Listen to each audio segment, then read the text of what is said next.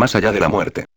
Introducción a la Gnosis, cartilla elemental de segundo grado Samael Aun Weor Kalki Avatar de la nueva era de Acuario, tercera edición ampliada y corregida, Bogotá, Colombia, 1975. El temor a la muerte se debe a la ignorancia, uno siempre teme a lo que desconoce. Aquello que continúa después de la muerte, solo puede ser conocido por gentes de conciencia despierta. Este libro te dará las bases para lograrlo. Introducción por el VM Garga Kuichines. De manera sencilla nos da el maestro Samael esta información sobre el más allá de la muerte. Como es natural, las gentes sencillas entenderán todo lo explicado aquí, pero los complicados no lo entenderán porque con lo sencillo se complican. Cuando estas obras sean traducidas por eruditos que ya entienden la sabiduría gnóstica, entonces podrán conocer todo lo que aquí se expresa. La sabiduría oculta dice: Dios es simple, todo lo demás es compuesto. Debemos hacernos sencillos. Si por primera vez llega a sus manos una obra del maestro Samael Aun Weor, digamos la presente, le ayudaremos para que la entienda. Usted es un alma que tiene cuerpo, ese cuerpo es el vehículo en que usted anda, el que lo moviliza de donde sus sentidos le piden. Este vehículo vale mucho más que el mejor que inventen los hombres, pero usted cuida mucho su motocicleta, automóvil, etc., porque le costó dinero y usted sabe que el dinero da mando y poder, pero poco cuida el vehículo vivo porque desconoce la vida, además que todo lo que usted aprenda por ahí, es conocimiento materialista o de la materia densa. Su vehículo dispone de 5 sentidos para informarlo de cuánto sucede fuera de usted y 7 más en potencia para que conozca lo suprasensible, aquello que no se puede ver ni sentir con los 5 ya conocidos. En total 12 sentidos para el hombre superior, para el que logra liberar el alma. Cuando usted compruebe cosas de las que aquí se le informa, no cometa la tontería de comentarlo con nadie, ni aún con sus familiares, porque lo que harán será ofenderlo o denigrarlo. Con ellos solo se puede hablar de carne, arroz y manteca, todo aquello que se compra y vende por dinero. A todos ellos los llamó el Cristo muertos vivientes, porque viven dormidos aún cuando se les ve a los ojos abiertos. Son los idólatras del becerro de oro, esclavos de los placeres del mundo, de manera que si tú quieres salirte de allí no les tomes consejos porque el mundo no quiere tratos con quienes se apartan de él. Te vamos a dar algunos consejos, caro lector, si es que se te puede ayudar. No permitas que tu esposa, si eres casado, se bañe en los días en que su cuerpo esté menstruando, ni tus hijas si las tienes, ni tú misma si eres lectora. De ello dependen muchas dolencias ilocalizables de la mujer. Puede haber aseo locativo sin que se requiera el baño general. No permitas que en tu hogar usen elementos para hablar con los difuntos. Se ha generalizado un método consistente en una tablita o similares que convierten en medium o posesos a los que juegan con dichos instrumentos. Más tarde los que lo usan van a parar a clínicas y manicomios donde psiquiatras o médicos desconocen el mal.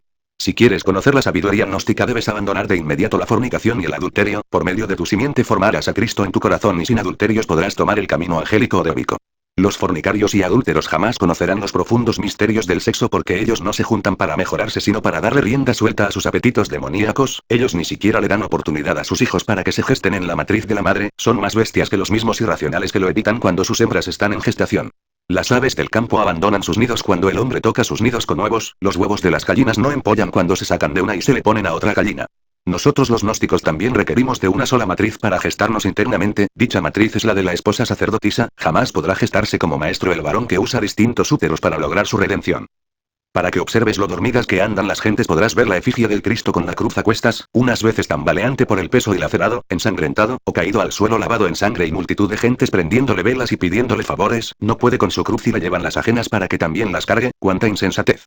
Cuando surgen médicos gnósticos, hombres puros que hacen curaciones milagrosas, se desborda sobre ellos un río humano con enfermedades desconocidas, desechados por la medicina oficial, y lo arrasan al poco tiempo. Si tú estudias la medicina de las plantas y aprendes a curar, cuídate del mundo. Ahora óyeme estas reflexiones. Me preguntaba un campesino gnóstico de la Sierra Nevada de Santa Marta: maestro, ¿cuánto pesa una moneda de plata de 50 centavos?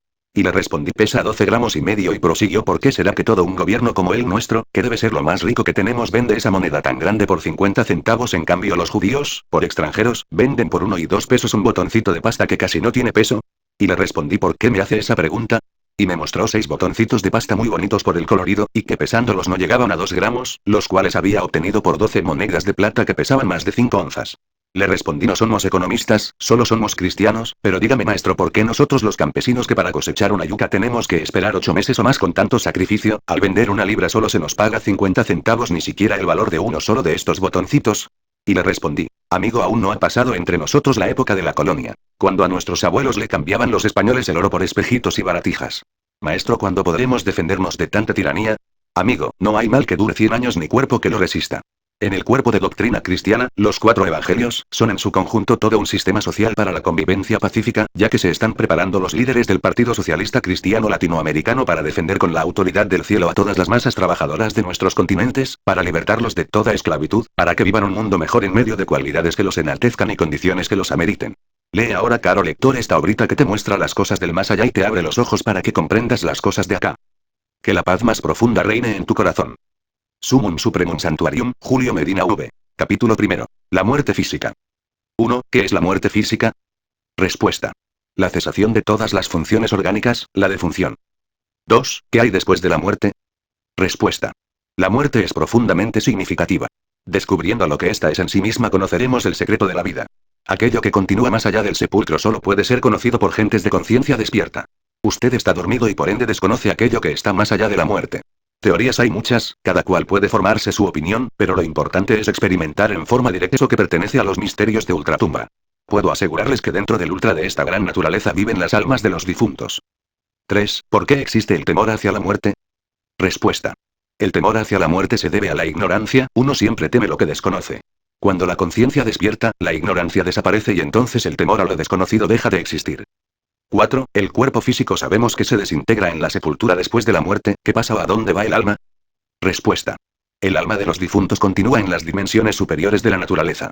Esto significa de hecho que los desencarnados pueden ver el sol, la luna, las estrellas, los ríos, los valles, las montañas, lo mismo que nosotros, pero en forma más espléndida. 5. Es verdad que después de llevar una vida de maldad y libertinaje, si nos arrepentimos en el momento de la muerte, ¿puede salvarse el alma? Respuesta. Para el indigno todas las puertas están cerradas, menos una, la del arrepentimiento. Es claro que si nos arrepentimos aunque sea en el último instante podremos ser ayudados a fin de enmendar nuestros errores. 6. ¿Por qué después de muertos venimos como fantasmas a este mundo? Respuesta. Es bueno saber que dentro de este planeta existe un universo paralelo, regiones de una cuarta dimensión donde viven los difuntos. Tal mundo aparentemente invisible interfiere con el nuestro sin confundirse. 7. ¿A dónde va el alma de un ser humano que se quita la vida por sí mismo? Respuesta. Los suicidas sufren mucho después de la desencarnación. Viven aquí y ahora en la región de los muertos y tendrán que volver a una nueva matriz y renacer en este valle de lágrimas y morir contra su voluntad al llegar nuevamente a la edad en que se suicidaron, tal vez en instantes en que están más ilusionados de la vida. 8. ¿Es lo mismo espíritu y alma? Respuesta. Un espíritu se es, un alma se tiene. Son pues diferentes. 9. ¿Los animales y las plantas tienen alma? Respuesta. Sí tienen. Las almas vegetales son conocidas en todas las leyendas universales con los nombres de hadas, etc. Las almas animales son criaturas inocentes. Recordemos la palabra animal, si le quitamos la última letra L, quedaría escrito así: anima. 10. ¿Existe un juicio superior después de la muerte y quién lo hace? Respuesta. Después de la muerte tenemos que revisar la vida que acaba de pasar, la revivimos en forma retrospectiva, con la inteligencia y el corazón. Concluida tal retrospección, entonces debemos presentarnos ante los tribunales de Dios, los ángeles de la ley llamados entre los orientales, señores del karma. Ellos nos juzgarán conforme a nuestros actos y de tal juicio, puede resultar el que regresemos nuevamente a una nueva matriz para renacer en este mundo inmediatamente, o el que pasemos una época de vacaciones en los mundos de la luz y de la felicidad, o por último el que tengamos que vernos obligados a entrar en el interior de la tierra donde están los mundos infiernos con todas sus penas y sinsabores. 11. Cuando un niño muere al nacer, ¿dónde va su alma? Respuesta. Escrito está que las almas de los niños entran en el limbo, la región de los muertos, mas luego volverán a entrar a una nueva matriz y renacerán en este mundo. 12. ¿A qué se debe el que muere al nacer? Respuesta. Se debe a la ley del destino. Padres que necesitaban pasar por esa dura lección, que en vidas anteriores fueron crueles con sus hijos y con este sufrimiento mejoran, aprenden a amar. 13. ¿Sirven de ayuda al alma las misas que se le hacen después de muerto? Respuesta. Cualquier ritual ayuda a las almas de los difuntos, es claro que las plegarias de los dolientes llevan consuelo a las almas de los fallecidos. Capítulo segundo. Más allá del sepulcro. 1. ¿Por qué en el instante de morir unos lloran, otros cantan y otros sonríen? Respuesta. Esta pregunta se divide en 3 etapas. Primero. Escrito está que uno nace llorando y muere llorando. Segundo. Hay casos en que el moribundo canta recordando momentos dichosos del pasado y tercero. Suelen sonreír, aunque esto no es muy común, posiblemente recordando escenas simpáticas de su existencia. 2. ¿Quién ordena al alma que salga del cuerpo para que pueda ser sepultado? Respuesta. En instantes en que el moribundo exhala su último aliento, concurre al lecho mortuorio un ángel de la muerte. De ellos hay legiones. El ángel funeral corta el cordón plateado o hilo de la vida que conecta al alma con el cuerpo físico. El moribundo suele ver a tal ángel en forma espectral y la guadaña con que se le representa es ciertamente real. Dicho instrumento de trabajo, sirve exactamente para que tal deidad pueda cortar el hilo de la existencia. 3. ¿Qué comen y con qué pagan los difuntos? Respuesta. Aquí en México tenemos nosotros el Día de los Difuntos, el 2 de noviembre de cada año. En tal día las gentes visitan el panteón, ponen velas encendidas en los sepulcros y en platos, ollas, vasos, etc., aquellos alimentos y bebidas que más gustaban al desencarnado cuando vivía. Es costumbre de muchas gentes comerse después esas sobras y cualquiera que tenga algo de sensibilidad psíquica, podrá notar que le falta a esos manjares el principio vital. Las gentes sencillas piensan, y con justo acierto, que el ser querido desencarnado se alimenta con esas viandas. No hay duda de que realmente los fallecidos comen, no la parte física de los alimentos, sino sus alimentos dijéramos etéricos, lo sutil, desconocido para la vista física, pero perceptible a la clarividencia. No debemos olvidar que en todo alimento físico existen alimentos etéricos, fácilmente asimilables por los difuntos. Los desencarnados pueden visitar un restaurante del mundo físico, saludarán a los vivos y el subconsciente de ellos les contestará, pedirán comida y es obvio que el ego interno del dueño del restaurante traerá a la mesa formas mentales semejantes a los platos y alimentos que en el establecimiento se consumen. El desencarnado sentado en el comedor, comerá de esos platillos sutiles, hechos con esencia del mundo mental y pagará con moneda mental, saliendo luego del restaurante. En tales condiciones es obvio que los muertos siguen creyendo que están vivos y esto lo puede evidenciar cualquier persona que haya desarrollado la clarividencia y las otras facultades del alma. 4. ¿En dónde habitan los difuntos? Respuesta. Los difuntos viven los primeros días en la casa en donde fallecieron o en la clínica o hospital donde murieron y después, como quiera que tienen que revivir la vida que acaban de pasar, es claro que vivirán en aquellos lugares donde antes habitaron.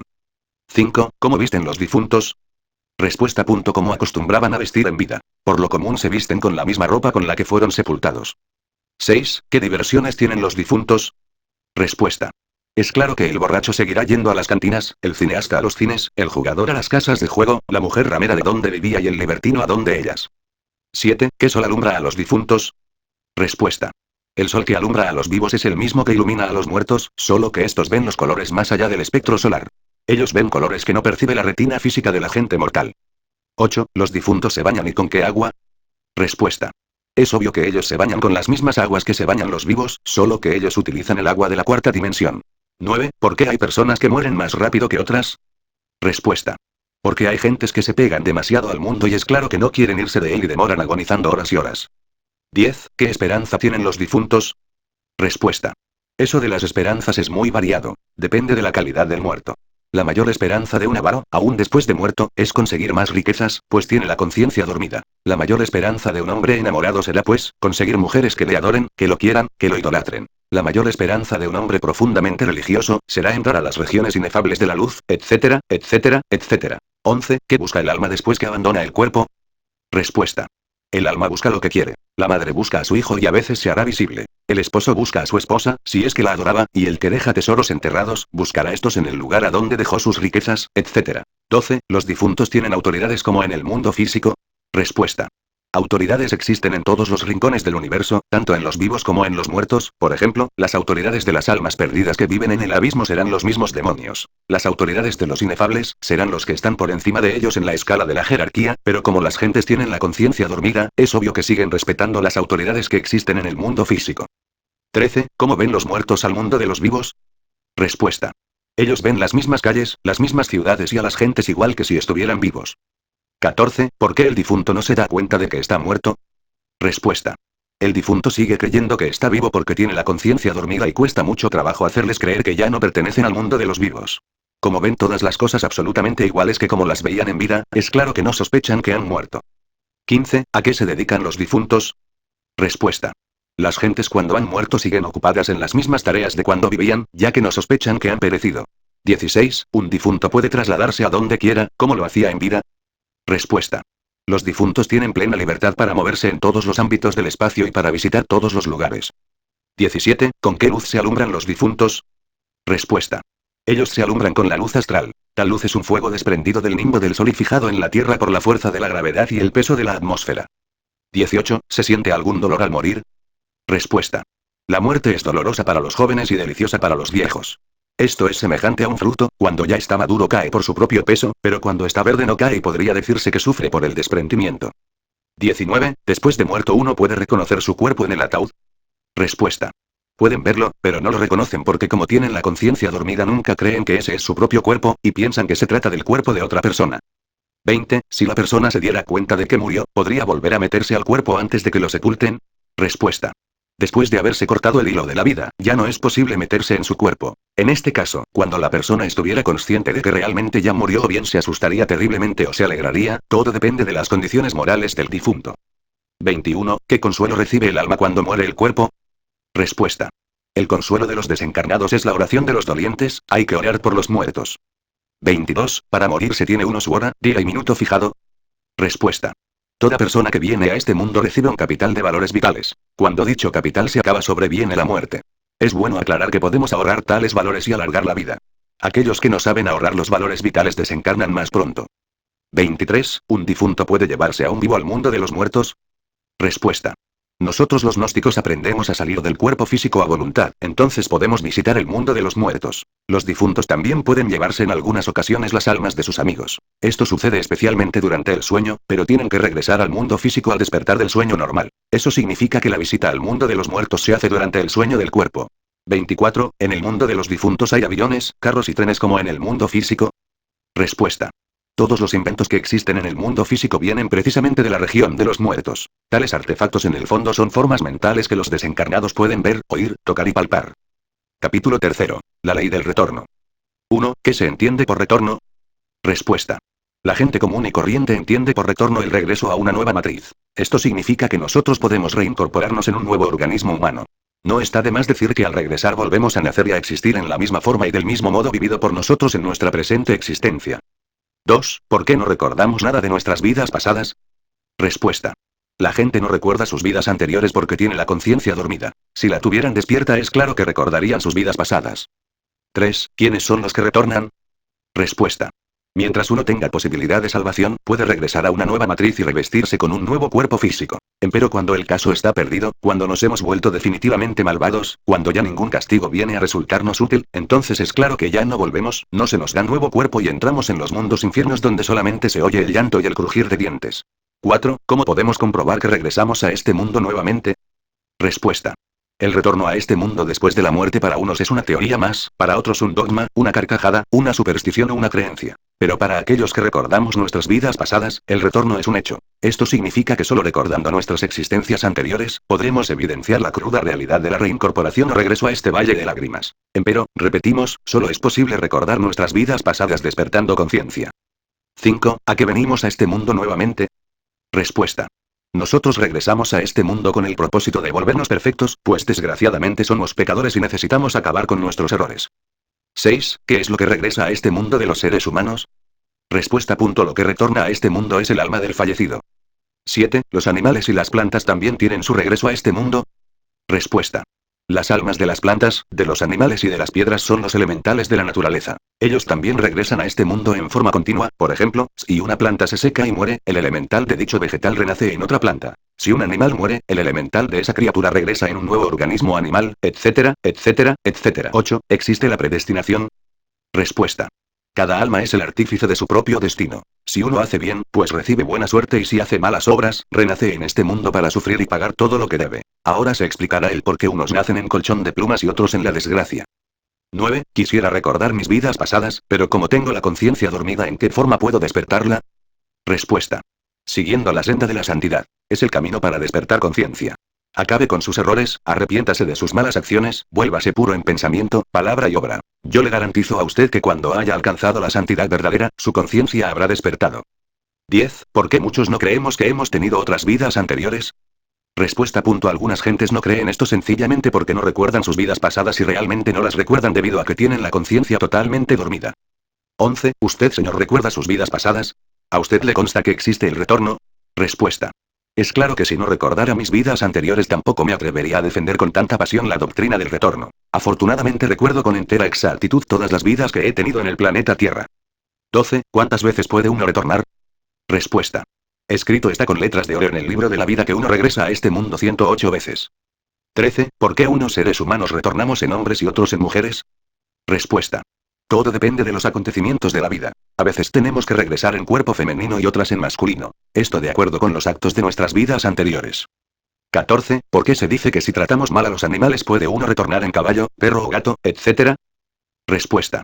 Las almas perdidas ingresan a los mundos infiernos. Allí, como dicen las sagradas escrituras, pasan por la muerte segunda. Es después de tal muerte que las almas condenadas quedan libres de toda mancha. Entonces pueden volver a este mundo, evolucionan como elementales minerales ascendiendo después al estado vegetal, luego se reincorporan en organismos animales y más tarde, reconquistarán el estado humano que otrora perdieron. Al llegar a esas alturas se les asigna nuevamente 108 vidas, con el propósito de que se vuelvan perfectos. Mas si fracasan otra vez, se vuelve a repetir el mismo proceso. 15. ¿A qué se debe que al estar en ciertos lugares tenga uno la sensación de que ya lo conoce tan bien que puede dar santo y seña del mismo? Respuesta. Ese fenómeno se debe a que en vidas anteriores estuvimos en dicho lugar. 16. ¿Cuántas oportunidades hay de retornar en ser humano? ¿Cuántas en animal? ¿Cuántas en vegetal? ¿Y cuántas en mineral? Respuesta. El retorno en los seres humanos ya está debidamente calculado en 108 veces. Pero el retorno en organismos vegetales o animales o simplemente como elementales minerales, no tiene un número exacto. 17. ¿Es posible pasar del reino vegetal al humano, o del animal al mineral? Respuesta. Del reino vegetal se pasa al humano, pero a través del animal. Esto significa que no podemos saltárnoslo porque la naturaleza no hace saltos. Si el elemental animal se degenera, entonces involuciona, retrocede, hasta el estado mineral pasando antes naturalmente por el estado vegetal. 18. ¿En qué dimensión se encuentran los llamados elementales del vegetal y mineral? Respuesta. Las criaturas elementales viven en la cuarta dimensión de la naturaleza. 19. ¿Somos los mismos seres humanos desde los antiguos tiempos los que retornamos o algunos desaparecen definitivamente? Respuesta. La humanidad actual es muy vieja. Está retornando a este mundo desde hace millones de años. 20. ¿Cuánto tiempo se tarda un ser humano después de morir para que le den nuevamente cuerpo? Respuesta. Eso depende del destino de cada cual. Unos renacen inmediatamente y otros demoran mucho tiempo para regresar. 21. ¿Un estudiante que haya empezado a despertar conciencia, al morir se puede dar cuenta del proceso de retorno? Respuesta. Quien despierta conciencia no necesita aguardar el momento de la muerte para recordar las vidas pasadas. Puede recordarlas en vida, aquí y ahora. 22. ¿Considera la gnosis justo el hecho de que millones de seres humanos vivan en la más completa ignorancia sobre la evolución, el retorno, la realización y el despertar de la conciencia? Respuesta. Nosotros los gnósticos consideramos injusto el que no hay predicadores suficientes, o mejor dijéramos, misioneros en mucha cantidad, como para llevar las enseñanzas a todas partes. Mas no tenemos la culpa de todo esto. Lo que sucede es que a la humanidad lo único que le interesa es divertirse, conseguir dinero, entregarse a los placeres. Si la gente fuera más comprensiva se preocuparía por estas enseñanzas y las divulgaría. 23. ¿Qué es la muerte segunda y qué tiene que ver con el retorno? Respuesta. La muerte segunda marca el fin de nuestras pasiones animales en los mundos infiernos. Esto significa que al fin los condenados, los perdidos, llegan a la pureza original y cuando esto sucede salen de los abismos infernales, los cuales existen dentro del interior de la tierra. Entonces, como ya dijimos, tales almas vuelven a evolucionar desde la piedra hasta el hombre. 24. ¿Hasta cuándo será posible que la humanidad pueda entender el porqué de los retornos? Respuesta. La humanidad solo podrá entender el porqué del retorno cuando logre el despertar de la conciencia. 25. ¿Por qué las gentes nacen y mueren y vuelven a repetir el mismo disco? Respuesta. Ciertamente las gentes repiten, como dice usted, el mismo disco, quiero referirme a la ley de recurrencia. En cada vida volvemos a repetir todo lo que hicimos en la anterior, mas sufrimos las consecuencias de lo bueno y de lo malo que en la pasada vida hicimos. Esto es un círculo vicioso, repetición de dramas, escenas, amores, reencuentro con las mismas personas, etcétera, etcétera, etcétera. 26. ¿Cómo haremos para salir de tantas repeticiones? Respuesta. Solo santificándonos podemos libertarnos de la ley de recurrencia. 27. ¿Quién nos manda a tomar de nuevo cuerpo físico? Respuesta. A este mundo nos mandan los ángeles del destino. Ellos tienen anotados en sus libros nuestras buenas y malas acciones. 28. Si después de muerto el cuerpo, el alma va al cielo, como dicen muchas religiones, ¿por qué mejor no se queda allá? Respuesta. El cielo es un premio y una recompensa por nuestras buenas acciones, mas cuando se acaba la recompensa entonces es claro que tenemos que volver a este mundo. 29. ¿Será cierto que hay infierno? Respuesta.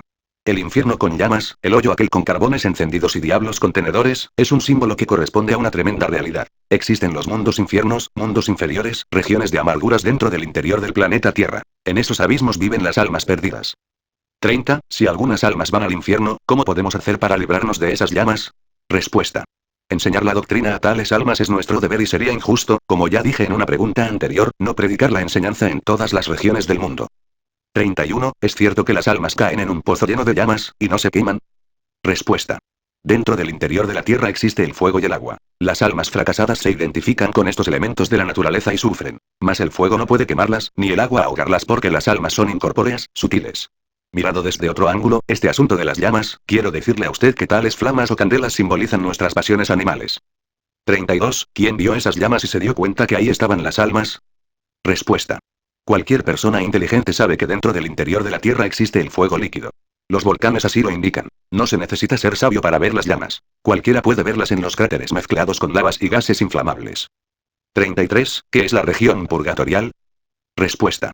Las religiones hablan sobre el purgatorio y la región purgatorial. En realidad existen zonas moleculares inferiores y sumergidas situadas más allá de la cuarta dimensión. En tales zonas muchas almas que aspiran a la luz se purifican eliminando sus pecados. 34. ¿Será cierto que creyendo en Dios se puede uno escapar del infierno? Respuesta. Muchas personas creen en Dios y, sin embargo, no se escapan del infierno. Si quiere uno escaparse de la región de las tinieblas necesita volverse santo. 35. ¿Será cierto que aprendiéndose uno los capítulos de la Biblia de memoria, se libra del infierno? Respuesta. En los infiernos hay muchas gentes que se saben la Biblia de memoria con puntos y comas. 36. ¿Podría alguien salvarse con solo creer en lo que está escrito en la Biblia? Respuesta. La fe sin obras es fe muerta. Necesitamos fe viva y esta debe fundamentarse en las buenas obras. Es urgente vivir de acuerdo con las enseñanzas de nuestro Señor Jesucristo. 37. ¿Es una obligación retornar? Respuesta. Mientras no lleguemos a la perfección, nos mandarán a este mundo los ángeles del destino. 38. ¿El retorno será favorable para pagar nuestras malas acciones? Respuesta. Todos los sufrimientos que tenemos en este mundo se deben a las malas acciones de nuestras vidas pasadas. 39. ¿Siempre regresamos en la misma familia? Respuesta. El yo continúa en su propia semilla. Esto significa que continuamos en nuestros descendientes, es decir, regresamos a la misma familia. 40. ¿Cuál es la diferencia entre retorno y reencarnación? Respuesta. Los egos retornan incesantemente, para repetir dramas, escenas, sucesos aquí y ahora. El ego retorna para pagar karma y satisfacer deseos. La palabra reencarnación es muy exigente. Nadie podría reencarnarse sin antes haber eliminado el ego. Absurdo sería confundir la reencarnación con el retorno. El humanoide de conciencia dormida retorna. Maestros como Jesús, Buda, Krishna, etc., reencarnan a voluntad. Capítulo 4. La ley del karma. 1. ¿Qué se le puede contestar al profano cuando al hablarle del retorno dice que no puede creer en él, puesto que nadie ha ido y vuelto para contar lo que ha visto? Respuesta. Los días van y vienen. Los soles regresan a su punto de partida después de miles de años. Los años retornan una y otra vez. Las 4 estaciones de primavera, verano, otoño e invierno, siempre retornan, de manera que no hay necesidad de creer en el retorno puesto que es tan evidente que todo el mundo lo está viendo todos los días. Así también las almas retornan, regresan a este mundo. Eso es una ley que existe en todo lo creado. 2. ¿Cómo podemos demostrar la existencia del retorno? Respuesta. Despertando la conciencia podemos evidenciar todos la ley del eterno retorno. Nosotros tenemos sistemas, métodos de despertar la conciencia. La persona que está despierta puede recordar todas sus vidas pasadas. Para quien recuerda sus vidas pasadas, la ley del eterno retorno es un hecho. 3. ¿Por qué hay algunas personas que estando bien preparadas, que trabajan mucho y luchan por conquistar una posición, no lo logran y en cambio otras con menos preparación y sin esfuerzos logran el éxito deseado? Respuesta, todo depende de la ley del karma. Esta palabra, karma, significa acción y consecuencia. Si en vidas pasadas hemos hecho mucho bien, entonces triunfamos con felicidad en la vida presente. Mas si en vidas pasadas hemos hecho mal, entonces fracasamos en nuestra vida actual. 4. ¿Por qué existen familias que por más que se esfuerzan no logran tener amigos por ningún lado y para otros es tan fácil conquistarlos a donde quiera que van? Respuesta, en vidas anteriores hemos tenido muchos amigos y enemigos. Al retornar o regresar a este mundo, nos volvemos a reencontrar con esas amistades y con esos adversarios y entonces todo se repite tal como sucedió. Mas hay también gentes difíciles que no gustan de tener amigos, misántropos diríamos, gentes que se ocultan, que se alejan, que se apartan de la sociedad, solitarios por naturaleza y por instinto. Cuando tales gentes retornan a este mundo suelen verse solos, nadie simpatiza con ellos. En cambio hay otras personas que en vidas pasadas supieron cumplir sus deberes con la sociedad, para con el mundo y hasta trabajaron a favor de sus semejantes. Es lógico que al retornar a este mundo se vean rodeados por aquellas almas que en el pasado o pasadas vidas formaron su ámbito, y entonces gozan como es natural de mucha simpatía. 5. ¿A qué se debe que algunas amas de casa no encuentren nunca quien les ayude fielmente aunque traten bien a sus servidores y otras en cambio todos les son fieles? Respuesta, aquellas amas de casa que no cuentan con servidumbre fiel y sincera, fueron en vidas anteriores, déspotas, crueles con sus criados y ahora no encuentran realmente quien les sirva, pues ellas nunca supieron servir en el pasado y eso es su consecuencia. 6. ¿Por qué hay personas que desde que nacen están trabajando sin descanso como si estuvieran sufriendo una condena hasta que se mueren, en cambio otras viven bien sin tanto trabajo? Respuesta, eso se debe a la ley del karma. Las personas que trabajan excesivamente y no progresan, en vidas pasadas hicieron trabajar mucho a otras, explotando a sus súbditos en forma despiadada y ahora sufren la consecuencia trabajando inútilmente, pues no progresan. 7. Mi hijo contrajo matrimonio y le fue sumamente mal. Las empresas donde él trabajaba quebraban. Solicitó un préstamo al banco para poner un negocio y fue rotundamente al fracaso. Todo lo que él emprendía fracasaba. Tuvo que divorciarse de su esposa de tantos disgustos que tenían. Después de algún tiempo contrajo nuevas nupcias y aquel hombre al que solo le faltó pedir limosna, ahora se encuentra muy bien y cada día va en aumento su éxito. ¿A qué se debe esto? Respuesta, existen 3 vínculos matrimoniales. El primero kármico, el segundo dármico y el tercero cósmico. Los primeros son de dolor, miseria, hambre, desnudez, desgracia. Los segundos son de éxito, dicha, amor, progreso económico, etc. Y los terceros son únicamente para las almas selectas, puras, santas y traen, como es natural, felicidad inagotable. Sobre el caso que usted me pregunta, debo decirle que pertenece al primer orden de estos 3 estados matrimoniales, kármico. No hay duda que su hijo y su primera esposa sufrieron lo indecible pagando las malas acciones de sus vidas anteriores. Es claro que ellos en antiguas vidas fueron también marido y mujer, mas hicieron mucho mal. No supieron vivir y el resultado fue el dolor. El nuevo matrimonio de su hijo fue benigno desde el punto de vista económico. Podemos catalogarlo como de buena suerte, dármico diríamos, resultado de buenas obras en vidas anteriores. La segunda esposa también vivió con él en vidas pasadas y como quiera que con ella observó una conducta mejor, el resultado es que ahora le cambió su suerte, le mejoró su vida, eso es todo. 8. Mi hijo tiene 5 años de enfermo, hemos gastado mucho en doctores y no le encuentran la causa exacta de la misma. Unos nos dicen que tal vez sea un choque nervioso, ya que ha sido un muchacho bastante inteligente en sus estudios. Otros suponen que ha sido víctima de trabajos de hechicería. ¿Usted qué opina? Respuesta, a todas luces resalta con entera claridad meridiana un castigo, un karma mental por mal uso de la mente en vidas anteriores. Si usted quiere que su hijo se sane, luche por sanar a otros enfermos mentales, con el propósito de modificar la causa originaria. Recuerde que solo modificando la causa se modifica el efecto. Desafortunadamente los enfermos tienen una marcada tendencia a encerrarse dentro de su propio círculo. Rara vez en la vida se ve el caso de que un enfermo se preocupe por curar a otros enfermos. Si alguien lo hace, es claro que sana de sus propios dolores, yo le aconsejo, ya que en este caso preciso su hijo no podría dedicarse a sanar a otros, hacerlo usted en nombre de él. No olvide las obras de caridad. Preocúpese por la salud de todos los enfermos mentales que encuentre a su paso. Haga bien por toneladas. Tampoco olvide que en el mundo invisible existen maestros muy sabios que pueden ayudarle en este caso concreto de su hijo. Quiero referirme ahora en forma específica al glorioso ángel Adonai, el ángel de la luz y de la alegría. Ese maestro es muy sabio y si usted se concentra intensamente rogándole en nombre del Cristo sanar a su hijo, esté plenamente seguro de que de ninguna manera se negaría a hacer esa obra de caridad. Mas no olvide a Dios rogando y con el mazo dando, suplique y haga bien por toneladas, ese es el camino. 9. Tuve la oportunidad de presenciar un caso de un matrimonio en Santa Marta, Colombia. Tenían un negocio muy grande y de un momento a otro se les incendió. De ahí el señor se enfermó y murió tuberculoso. 20 años después encontré que su esposa estaba a punto de morir también tuberculosa. ¿A qué se debería eso? Respuesta, es bueno que usted sepa que la tuberculosis se debe a la falta de religión en vidas anteriores, al materialismo, a la vida sin devoción y sin amor a Dios. Si el señor murió tuberculoso, pues, esa es la causa y si perdió sus bienes, es claro que acabó con las propiedades de otras personas en su vida anterior. Quemó y le quemaron, daño y le dañaron. Eso se llama karma, castigo. A la esposa no alcanzó de afectarla en todo la tuberculosis porque la falta de religiosidad en vidas anteriores, no fue del todo tan cruda. Hubo algo ligero de espiritualidad. 10. Tengo un hijo muy bueno que trabajaba y todo lo que ganaba me lo entregaba, pero se enamoró de una señora de edad, amiga mía que tenía 3 hijos de un señor casado. Se juntó sin casarse a vivir con ella y aún a pesar de que él trabajaba no le rendía el dinero al grado de que recurrió a mí, exigiéndome una cantidad de dinero diciéndome que iba a emprender un negocio, cosa que nunca hizo, pero en cuanto se acabó lo que le entregué, la señora lo dejó. Ahora vive solo, trabaja, pero él está totalmente arruinado. ¿A qué se debe esto?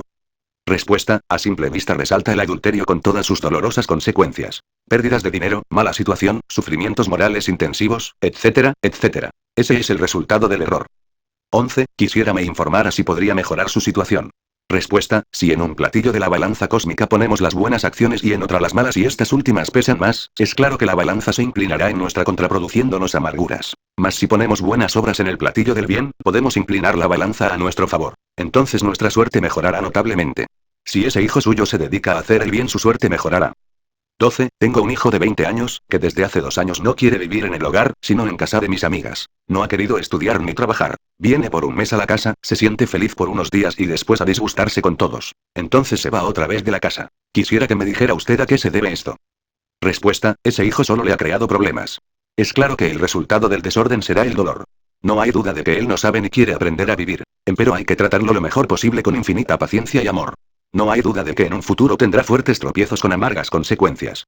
Entonces comenzará a comprender la necesidad de establecer el orden en su vida. Capítulo 5. Fantasmas. 1. ¿Usted ha visto alguna vez algún fantasma? Respuesta, algunas personas creen en los fantasmas, otras dudan y por último hay algunas que se mofan. Yo no necesito de creer, ni de dudar, ni de reír, para mí los fantasmas son un hecho. 2. ¿A usted le consta? ¿Usted los ha visto?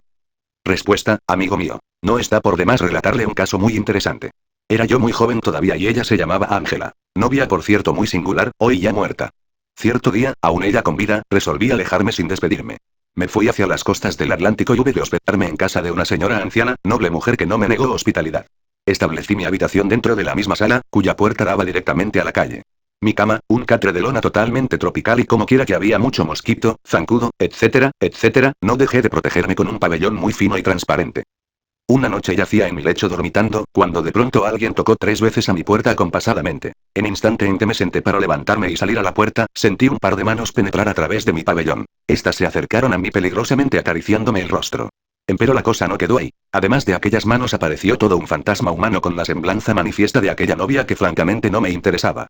Lloraba el angustiado fantasma diciéndome frases como estas. Ingrato, te alejaste sin despedirte de mí y yo tanto que te quería y te adoraba con todo el corazón, etcétera, etcétera, etcétera, y otras cosas. Quise hablar, mas todo fue inútil porque se me tragó la lengua. Entonces mentalmente le ordené a aquel fantasma que se retirara inmediatamente. Nuevos lamentos, nuevas recriminaciones, y luego dijo, me voy pues, y se alejó despacito, despacito. Mas cuando yo vi que la aparición aquella se marchaba, un pensamiento nuevo, una idea especial surgió en mi entendimiento, me dije a mí mismo, este es el momento de saber qué cosa es un fantasma, de qué está hecho, qué tiene de real. Es obvio que al pensar así de esta manera, desapareció en mí el temor y se me destrabó la lengua. Entonces pude hablar y ordené al fantasma así. No, no se vaya usted, regrese, necesito platicar con usted. El fantasma respondió. Bueno, me regreso, está bien pues, no está de más afirmar que la palabra fue acompañada de la acción y vino otra vez el fantasma hacia mí. Lo primero que hice fue examinar mis propias facultades para evidenciar si estaban funcionando correctamente. No estoy borracho, me dije, no estoy hipnotizado, no soy víctima de ninguna alucinación, mis 5 sentidos están correctos, no tengo por qué dudar. Una vez que pude verificar el buen funcionamiento de mis 5 sentidos, procedí entonces a examinar al fantasma. Deme usted la mano, le dije a la aparición. Es ostensible que ésta no rehusó mi exigencia y me extendió su diestra. Tomé el brazo de la singular figura que tenía frente a mí y pude notar una marcha rítmica normal como si tuviese corazón. Ausculté el hígado, bazo, etc. y todo marchaba correctamente. Empero la calidad de aquella materia parecía más bien como protoplasma, sustancia gelatinosa de veces semejante en el tacto al vinilo. El examen aquel lo hice a la luz de un foco debidamente encendido y duró algo así como media hora. Después despedí al fantasma diciendo, ya puede usted retirarse, estoy satisfecho con el examen y el fantasma haciendo múltiples recriminaciones se retiró llorando amargamente. Momentos después, la dueña de casa tocó en la puerta. Creía que le había faltado al respeto a la casa. Vino diciéndome que me había dado hospitalidad a mí solo y que se extrañaba de que estuviera metiendo mujeres en la habitación. Dispense usted, señora, fue mi respuesta. Yo no he traído ninguna mujer aquí, me ha visitado un fantasma y eso es todo, es claro que le narré la historia. La dama aquella quedó convencida y se estremeció terriblemente cuando percibió un frío espantoso dentro de la habitación y en pleno clima cálido. Esto le confirmó la veracidad de mi relato. Yo anoté día, fecha y hora del acontecimiento y más tarde cuando me encontré con aquella novia le relaté mi historia. Ella se limitó a decirme que en esa noche y a esa hora por mi citada, dormía y soñaba que estaba en un lugar de la costa y que platicaba conmigo dentro de una habitación semejante a una sala. Es claro, me dije a mí mismo. La dama se acostó pensando en mí y su fantasma me visitó. Lo curioso fue que varios meses después aquella dama murió y estando una noche yo descansando en mi lecho, se repitió el fenómeno, mas esta vez aquel fantasma resolvió acostarse junto a mí, lleno de ternuras y de cariño. Como quiera esto se estaba volviendo bastante feo, no me quedó más remedio que ordenarle en forma muy severa que se retirara para siempre y no me molestara jamás en la existencia. El fantasma así lo hizo y jamás volvió. 3. Muy interesante su relato, señor, ¿quisiera usted narrarnos otro caso parecido? Respuesta, con mucho gusto, amigo mío. En cierta ocasión llegó a la ciudad una pobre mujer joven, en pésima situación económica. Se trataba de una muchacha honrada y me solicitó trabajo. No tuve inconveniente en darle trabajo de sirvienta en casa y resultó ella ser muy hacendosa. Desgraciadamente a los pocos días de trabajar en casa se presentaron una serie de fenómenos psíquicos extraordinarios, que no solamente turbaron a mis familiares, sino también a las gentes de la vecindad. En presencia de ella los platos se levantaban en el aire para estrellarse contra el piso y convertirse en fragmentos. Las mesas, las sillas, danzaban solas y caían piedras dentro de nuestro domicilio. No resultaba muy agradable para nosotros el que, en los precisos instantes de estar comiendo, cayeran dentro de los alimentos piedras, tierra, etcétera, etcétera. La joven aquella tenía en su mano derecha un anillo misterioso con una inscripción que a la letra decía así: recuerdo de tu amigo Luzbel. Lo más interesante es que aunque aquella mujer estuviese en desgracia, hablando económicamente, no dejaba de recibir del citado amigo algunas monedas que le alcanzaban para comer. Tales dineros venían por el aire y ella las recogía sencillamente. Contaba la muchacha que su ya citado amigo le decía que vivía en el mar y que quería llevársela para el fondo del océano. Muchas veces hicimos conjuraciones para alejar a su camarada invisible, mas este retornaba con más fuerza, volviendo a sus andanzas y las gentes, como es natural, no dejaban de alarmarse. Algunos jóvenes se enamoraban de ella, mas cuando intentaban acercarse a su dama, llovían piedras sobre ellos y horrorizados huían despavoridos. Más tarde, aquella muchacha se alejó de todos estos contornos de la ciudad. ¿Qué se hizo? No lo sabemos. Lo que sí pudimos comprobar es que su tal amigo Luzbel era sencillamente un elemental del océano. No hay duda de que ella tenía mucho de naturaleza de elemental. Así nos lo decían sus ojos, sus miradas, su cuerpo, su forma de ser, etcétera, etcétera. Capítulo 6. Acontecimientos humanos. 1. Voy a relatarle un caso que me aconteció hace algún tiempo. Dejamos la casa en que vivimos durante 11 años y en la que nos fue bastante mal. Como se habían quedado algunas cosas regresamos mi tía y yo a los pocos días. Al entrar inmediatamente nos vino un olor a cadáver putrefacto. Como quiera que la casa había quedado totalmente limpia, con la curiosidad, subí a la planta alta para revisar y entré a una de las recámaras, viendo en el lugar donde estaba una de las camas un hoyo profundo como si fueran a meter un ataúd. Lancé un grito y al oírlo mi tía, subió. Al verme tan espantada, salimos inmediatamente de ahí regresando a la casa donde habitábamos. De ahí, empecé a no tener apetito. Poco a poco comía menos hasta que llegó el momento en que no podía pasar alimento alguno. En 2 meses adelgacé 20 kilos. Tuvieron que internarme en un sanatorio y me auscultaron todos los especialistas. Ninguno daba que tenía y estaba muriéndome con un dolor en el estómago que no me dejaba ni un minuto. Medicinas, comidas, nada podía pasar, todo tenía que ser inyectado. A los 8 días de haberme internado, entré en estado de coma, los médicos desfallecieron por sanarme. Pronosticaron que era cáncer y mi cuerpo en realidad exhalaba el olor del cuerpo canceroso. Quisieron operarme y mis familiares no lo permitieron, veían siempre junto a mí a un médico con bata blanca desconocido para mí y para mis familiares, pues no tenía existencia en el mundo físico. Tal galeno, para todos invisible excepto para mí, me reanimó y prometió sanarme. Ciertamente la palabra se cumplió y fui curada milagrosamente. Cuando los doctores me operaron con el propósito de descubrir la causa causal de mi enfermedad, con asombro descubrieron que estaba totalmente sanada. El supuesto cáncer no existía. ¿Podría usted decirme qué sucedió? ¿Cuál fue el motivo de esta enfermedad? Esto ha sido para mí siempre un enigma. Respuesta: con el mayor gusto daré respuesta a su pregunta. Permítame decirle, señorita, que en su pasada existencia acaecida precisamente aquí en la ciudad capital de México, usted cometió un acto de magia negra con otra persona, produciéndole muerte y el resultado fue su misteriosa enfermedad. Si sanó, si no murió, se debe esto a buenas acciones que permitieron disminuir su karma. Fue asistida ciertamente por un médico invisible y de ello usted debe de estar inmensamente agradecida.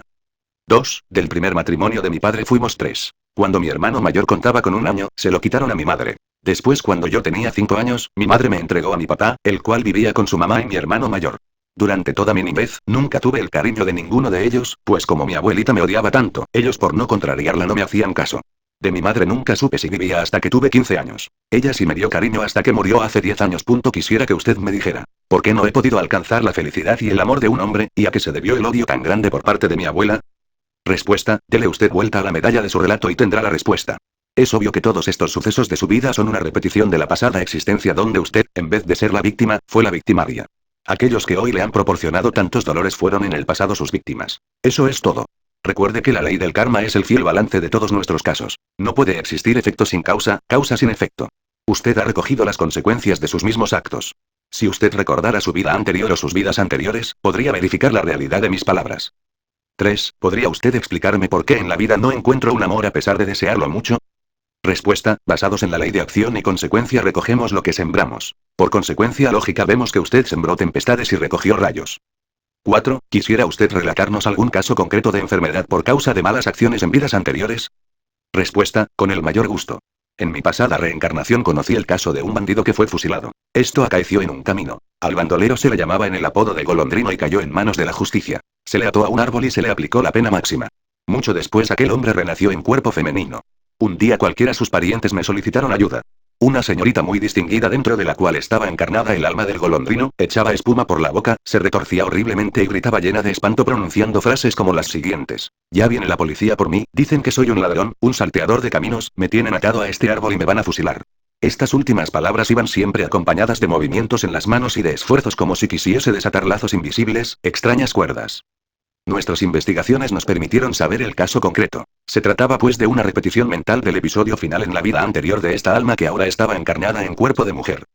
Los psiquiatras fracasaron rotundamente, no lograron la curación. Nosotros tuvimos que apelar a ciertas conjuraciones mágicas y el resultado fue asombroso, la enferma sanó radicalmente. No hay duda de que fuimos asistidos por el poder divino del Espíritu Santo. 5. Vivíamos en una casa con el número 13 en la puerta y éramos 13 de familia. Durante 11 años en esa casa no hubo más que enfermedades y miseria. ¿Podría usted decirnos a qué se debió esto? Respuesta: con el mayor placer responderé a su pregunta, distinguida señorita. Recuerde usted el viaje de la nave cósmica Apolo 13. Fue un fracaso completo, se aplazó el plan de la conquista del espacio por los Estados Unidos. Estuvieron a punto de perecer sus 3 tripulantes, etc. Me viene a la memoria en estos instantes el recuerdo de una noche de Año Nuevo. 13 personas nos hallábamos reunidas alrededor de una mesa. Fue entonces cuando en pleno banquete dije a los invitados: uno de los 13 que estamos aquí reunidos morirá muy pronto. Tal profecía se cumplió algunos meses después, cuando falleció ciertamente uno de aquellos invitados. No se extrañe pues, por el fatídico 13. Tal número es muerte, fatalidad, tragedia, dolor. Empero también trae el 13 nuevas situaciones, pues la muerte y la vida se hallan íntimamente relacionadas. Es claro que ustedes estaban pagando espantoso karma. Eso es todo. 6. ¿Podría usted decirme por qué siempre he fracasado en el amor, cuando he estado a punto de alcanzar la felicidad se me escapa de la mano, aún a pesar de que siempre dicen que me quieren se alejan de mí para casarse con otra? Respuesta: con el mayor gusto le responderé a su pregunta, distinguida dama.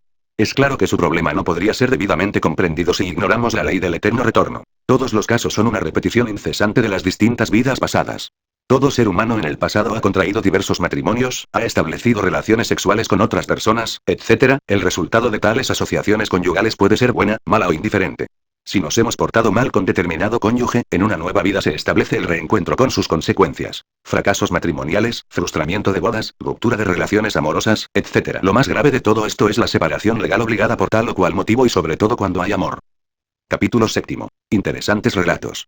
1. Una noche de abril de 1968, estando profundamente dormido, escuché gritos y ruidos como de gente que quebraba vidrios y peleaba en la calle. Temiendo que quebrasen un vidrio de mi automóvil el cual se quedaba en la calle, me levanté, tomé unas pantuflas y los pantalones y me fui por el pasillo. Atravesé la estancia y me asomé por la ventana, levantando la cortina, y descubrí con sorpresa que no había gente, ni ruidos y en cambio había paz y tranquilidad, iluminación plena de la calle y mi coche en perfecto estado.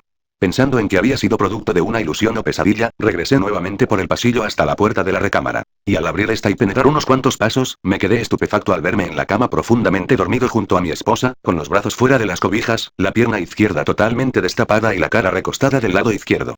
Al ver esta escena, me entró un terrible pavor y me sentí atraído hacia mi cuerpo como si este tuviera imán. Desperté muy sobresaltado con fuertes latidos de corazón y un sudor frío en todo el cuerpo. ¿Puede usted decirme qué fue lo que realmente sucedió? Respuesta: en este caso concreto hubo lo que se llama un desdoblamiento. Su alma estaba ausente del cuerpo físico. Es claro que durante el sueño normal, común y corriente, toda alma sale del cuerpo y deambula por ahí. Y va a distintos lugares regresando luego a su cuerpo físico en el instante preciso del despertar. Precisamente el estado de vigilia viene cuando el alma entra otra vez a su cuerpo de carne y hueso. Lo interesante de su caso fue que al regresar su alma a la recámara pudo ver su cuerpo físico dormido en la cama. ¿Lo vio usted en la misma forma en que puede ver una mesa o el automóvil para conducirlo? Así también usted, es decir, el alma, se mete en el cuerpo, despierta y viene el estado de vigilia. Eso fue lo que le sucedió. 2. En el año de 1958, después de regresar de una función de cine, me encontré con la novedad de que en la casa estaba toda la familia preocupadísima por la desaparición de una tía que había salido desde temprano a la calle dejando a sus niños solos en la casa, 4, de 3 a 6 años, los cuales estaban llorando de miedo y hambre. Los familiares habían ido a varias partes a buscarla y todo había sido inútil. Entonces se organizaron para irla a buscar y preguntar por ella. A mí me tocó quedarme en la casa.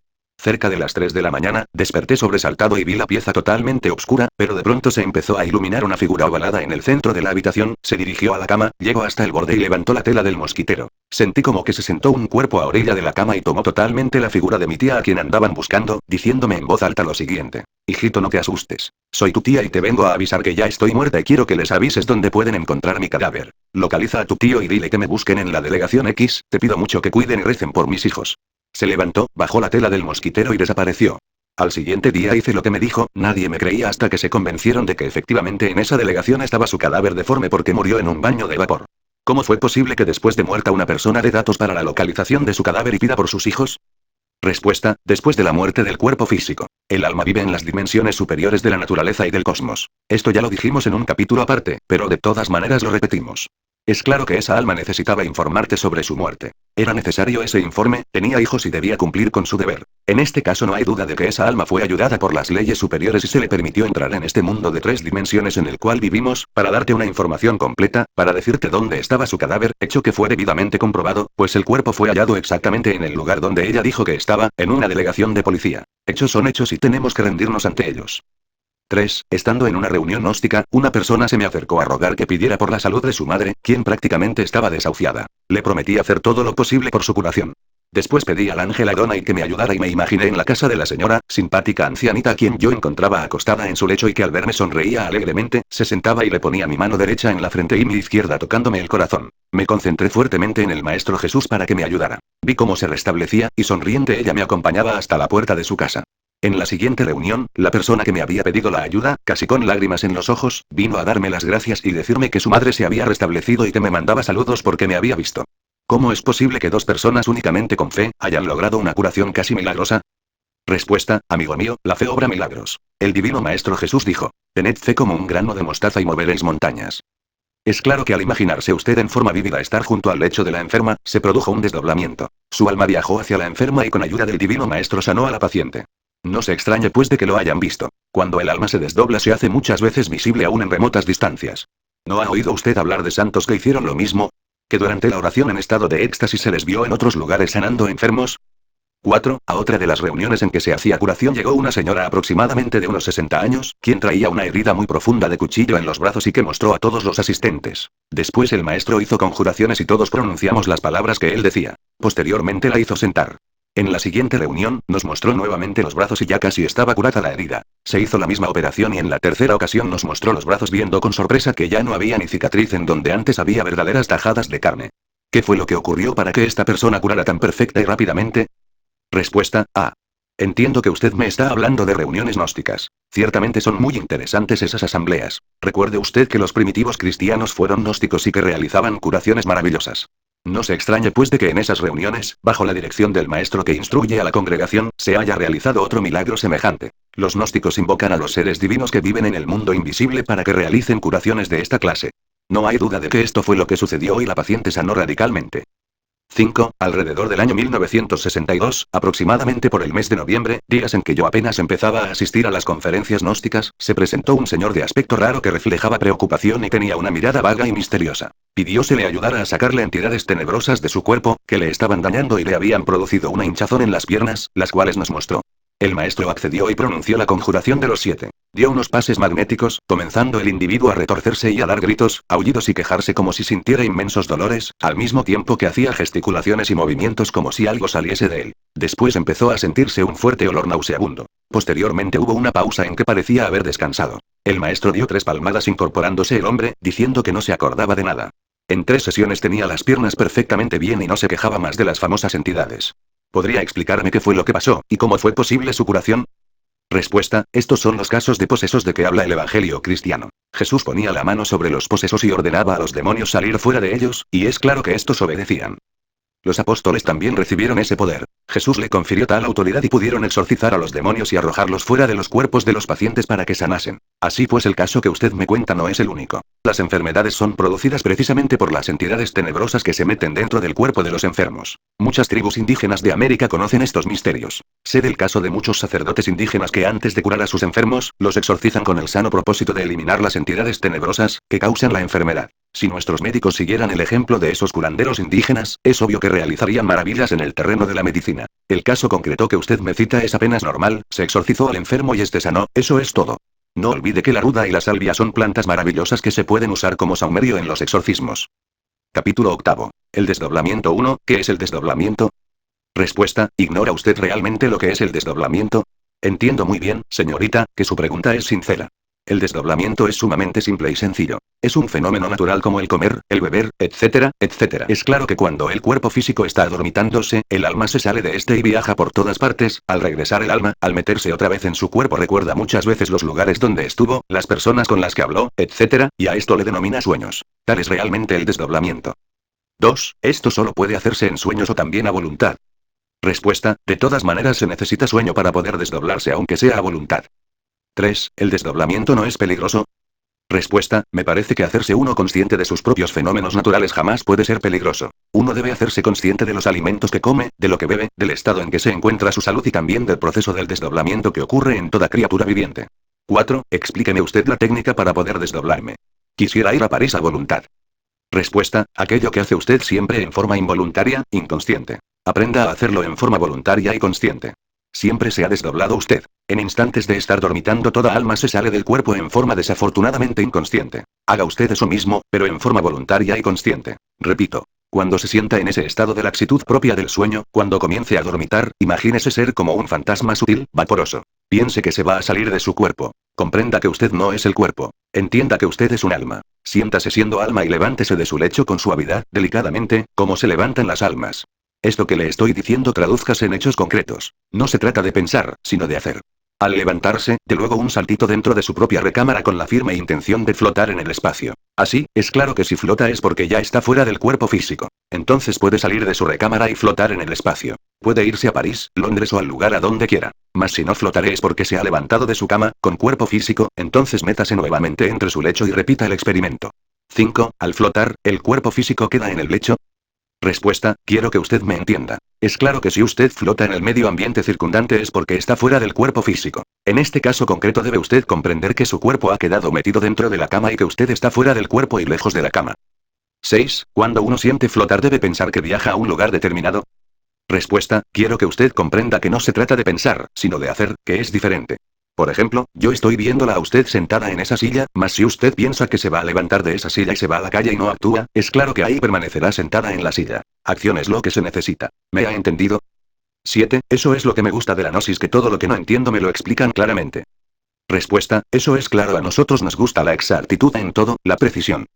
8. ¿Puede contarme algún caso concreto de desdoblamiento a voluntad? Respuesta, con el mayor placer, distinguida señorita, voy a relatarle un caso personal. Quiero contarle a usted mi primer desdoblamiento. Era yo muy joven todavía cuando resolví desdoblarme a voluntad. Recuerdo claramente que entonces puse mucha atención en el proceso del sueño y cuando ya me sentí dormitando en ese estado de transición que existe entre vigilia y sueño, actué inteligentemente.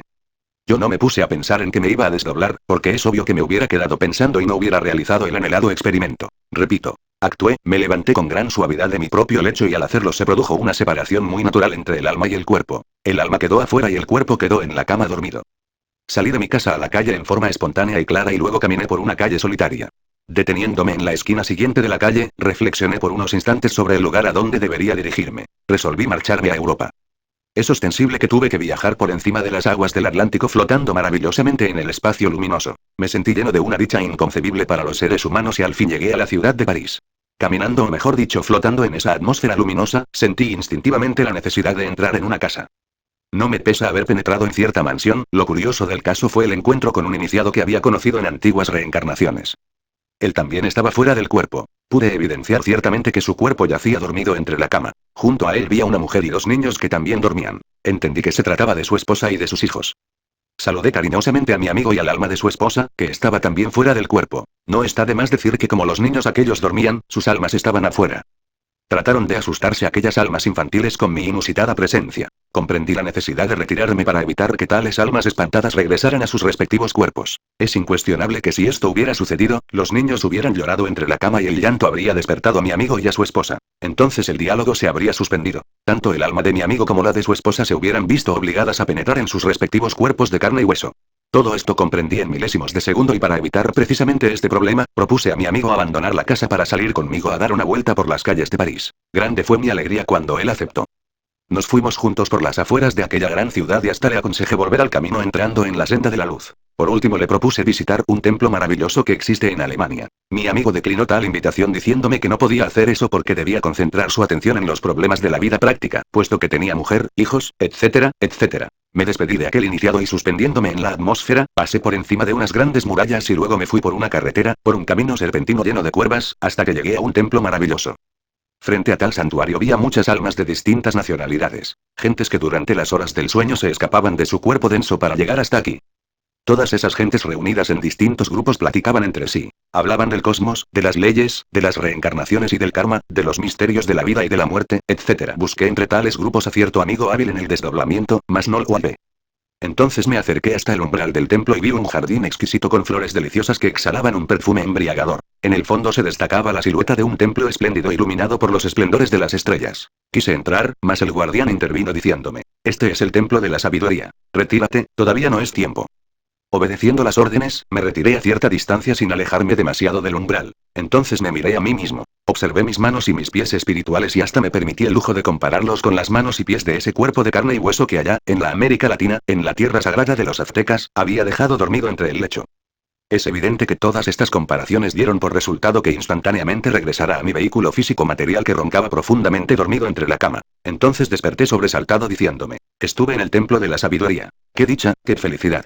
Todavía hoy no puedo olvidar aquella luz tan blanca, tan inmaculada que resplandecía en aquel santuario.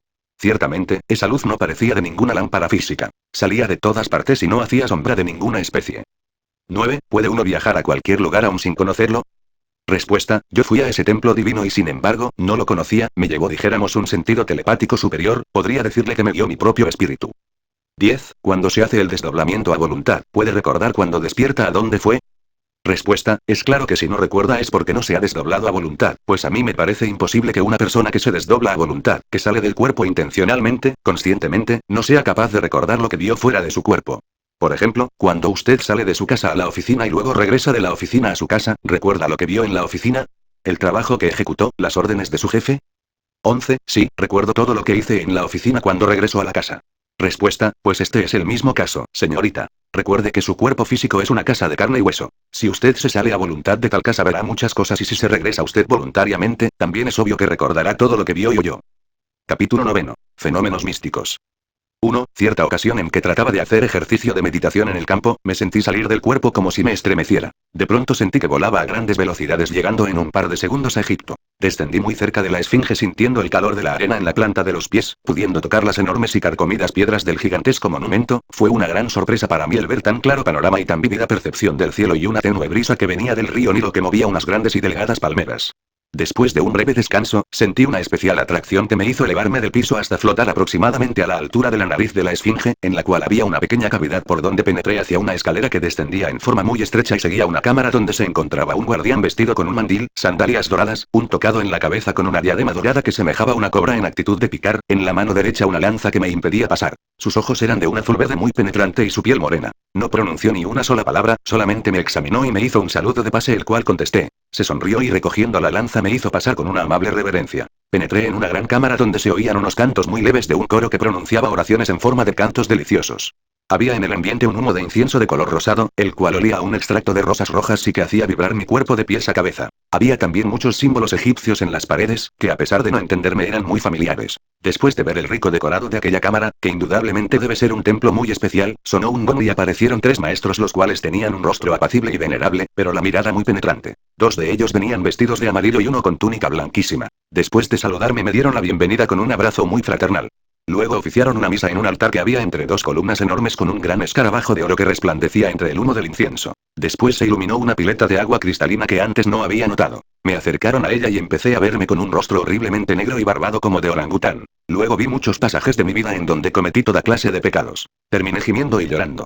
Después me amonestaron y me dieron consejos en forma simbólica, entregándome un escarabajo de oro macizo. Lo pusieron en mi mano derecha cerrándomela y pronunciando unas palabras que yo no entendí, diciéndome que lo conservara y me hiciera merecedor de tenerlo siempre a mi lado. Después me bendijeron y regresé a mi cuerpo, despertando instantáneamente muy impresionado y sin que hasta la fecha se me olvide ningún detalle. ¿Podría usted decirme qué sucedió y qué significado tiene todo esto para mí? Respuesta, con mucho gusto contestaré a su pregunta. A todas luces resalta con entera claridad meridiana un desdoblamiento. Usted quedó dormido mientras meditaba y oraba y entonces su alma salió del cuerpo y fue a dar a Egipto, la tierra sagrada de los faraones. Quiero que usted comprenda que entró espiritualmente al templo misterioso de la Esfinge. Me alegra mucho el que haya descubierto una puerta secreta en la misma nariz de la Esfinge. Es obvio que no se trata de una puerta física, material. Es más bien una puerta invisible para los sentidos físicos, pero perfectamente visible para la inteligencia y el corazón. Es ostensible que el templo de la Esfinge tampoco se encuentra en este mundo físico. Se trata de un templo invisible para los ojos de la carne, pero totalmente visible para los ojos del espíritu.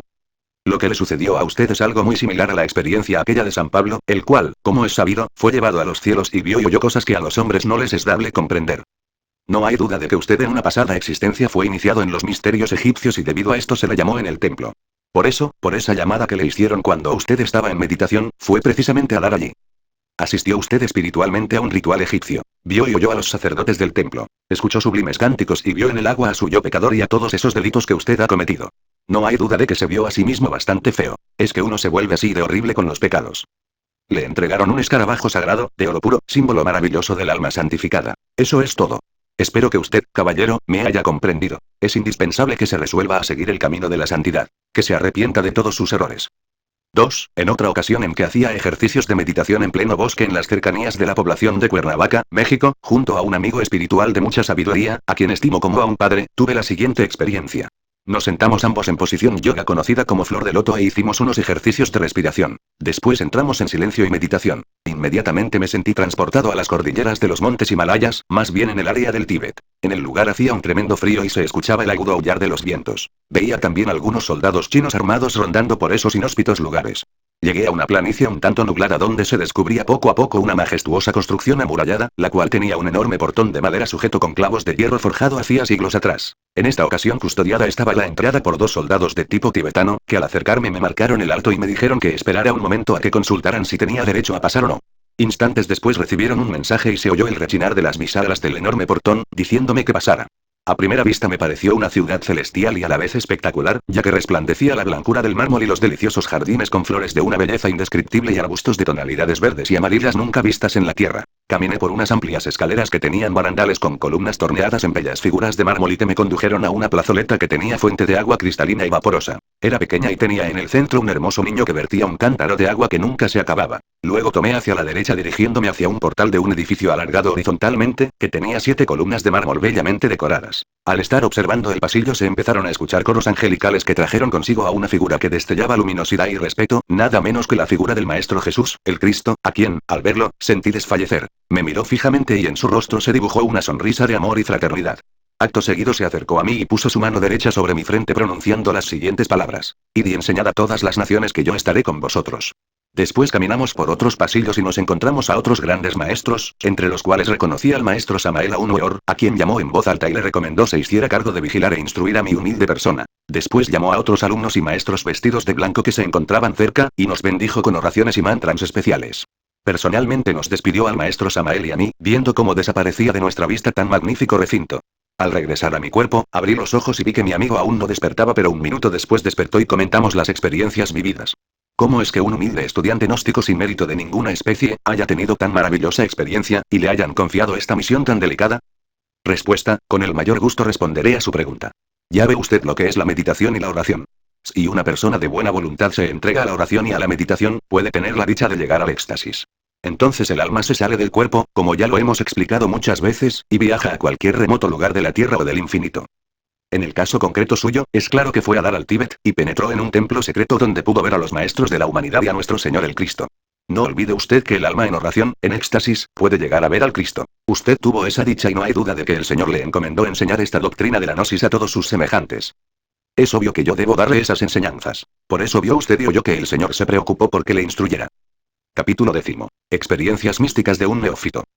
1. En una de las prácticas de desdoblamiento, una noche del año 1966, logré salir conscientemente de mi cuerpo y sentir una liberación muy especial, ya que mi ser sentía alegría indescriptible y volé como un pájaro hasta otro planeta para mí desconocido pero que tenía mucho parecido con la Tierra, ya que veía enormes y verdes bosques poblados de pinos y una cabaña de troncos en la que había algunas gentes haciéndome señas. Descendí y me encontré con la grata sorpresa de que estaba ahí el maestro Samael Aun Weor con algunos familiares y discípulos conocidos, quienes me recibieron con un abrazo muy efusivo y una alegría muy especial que no puedo describir.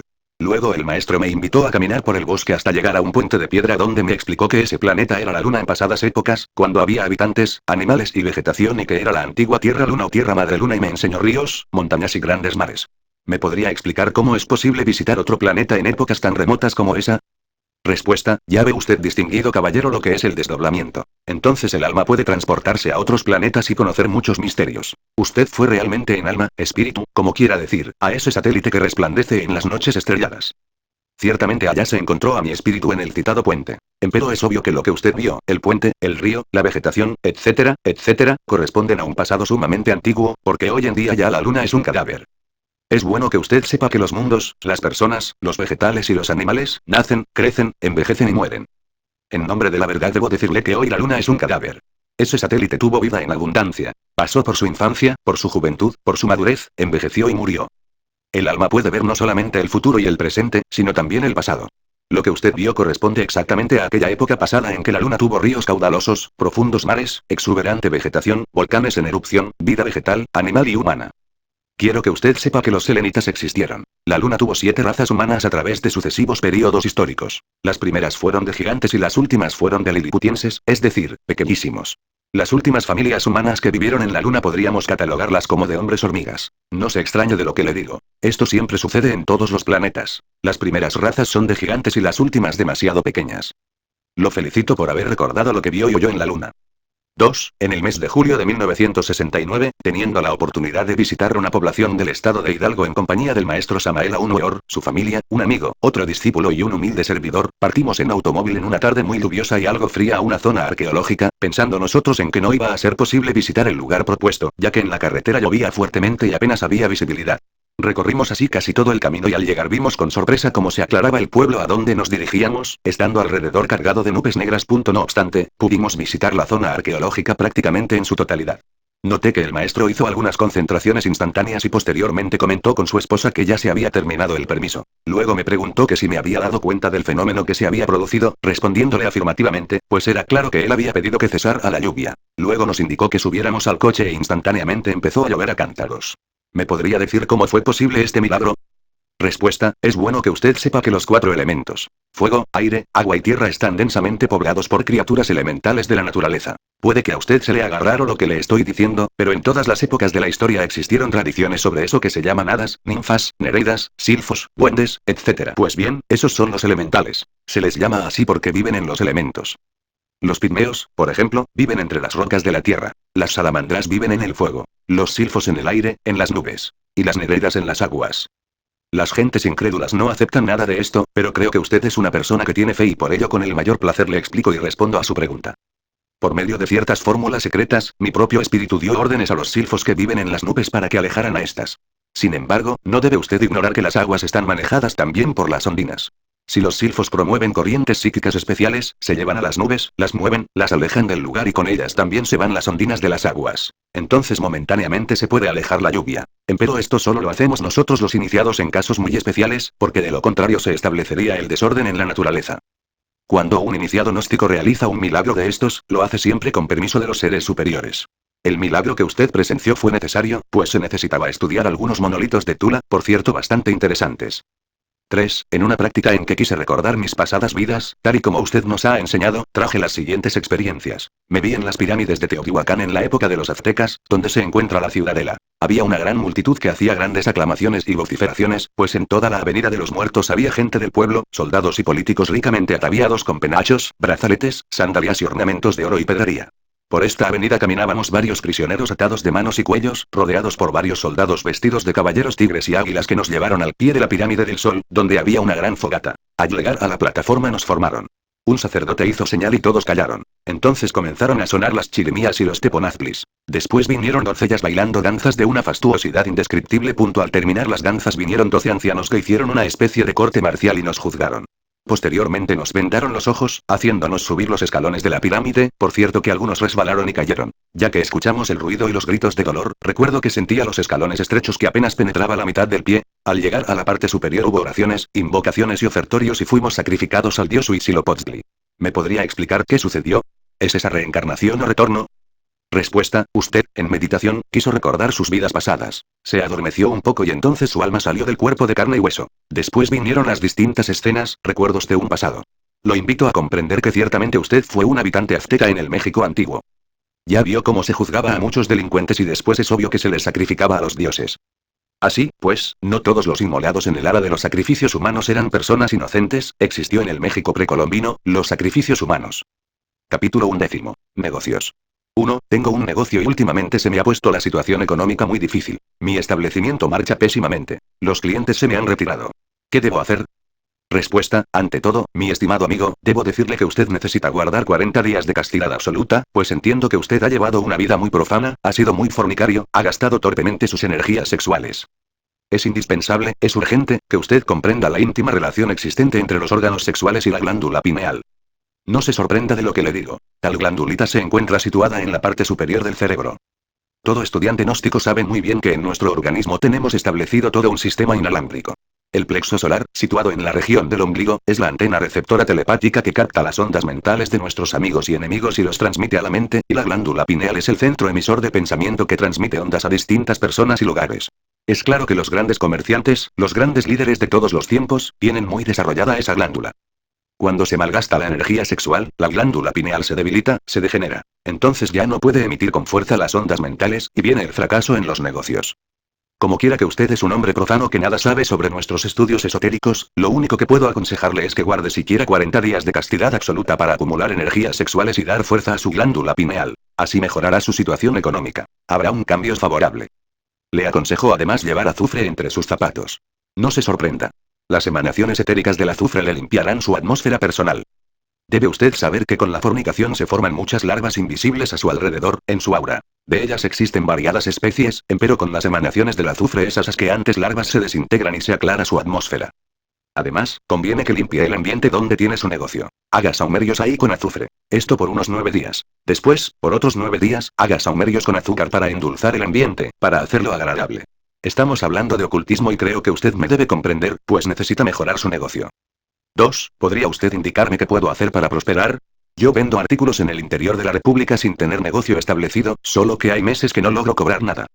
Respuesta, comprendo su situación, amigo mío. Con toda sinceridad puedo decirle que cuando uno cumple exactamente con los 10 mandamientos de la ley de Dios, cuando ora diariamente al Padre que está en secreto, es claro que la situación mejora. El padre le da a uno todo. Nada le hace falta entonces. Mas cuando uno anda mal, cuando no cumple realmente con los 10 mandamientos, cuando no se entrega al padre, entonces él se ausenta y cae uno en desgracia. Siga usted mis consejos. Haga muchas obras de caridad, guarde castidad, báñese con hierbas aromáticas, tales como hierbabuena de menta, manzanilla, eucalipto, nogal, etc. Use estas plantas por 40 días en su baño diario y repito, haga obras de caridad por toneladas. Solo así puede mejorarle su situación económica. 3. Bueno, ¿pero qué entiende usted por castidad?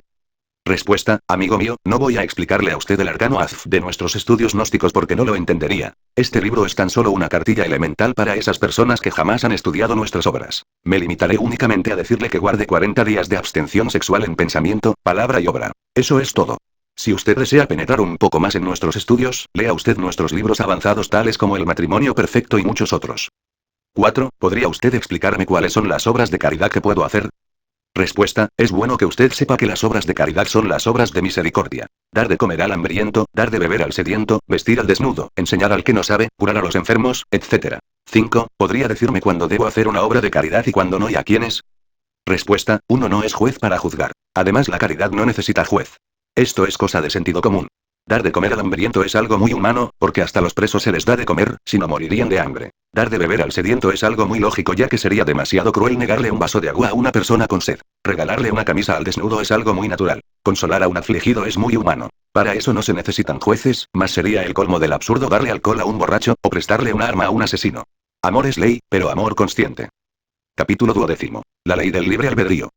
1. Quiero pedirle a usted un favor. Sucede que mi marido ha sido apartado por otra mujer, sufro lo indecible, y no sé qué hacer. Como quiera que usted conoce las ciencias ocultas, me parece que podría arreglar mi problema.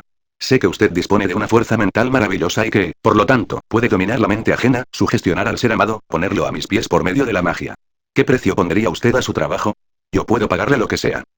Respuesta, creo que usted se ha equivocado, señora. Yo no soy mago negro. Utilizar las fuerzas de la mente para subyugar a otros, para esclavizarlos, para obligarlos, es violencia y todo acto violento es magia negra.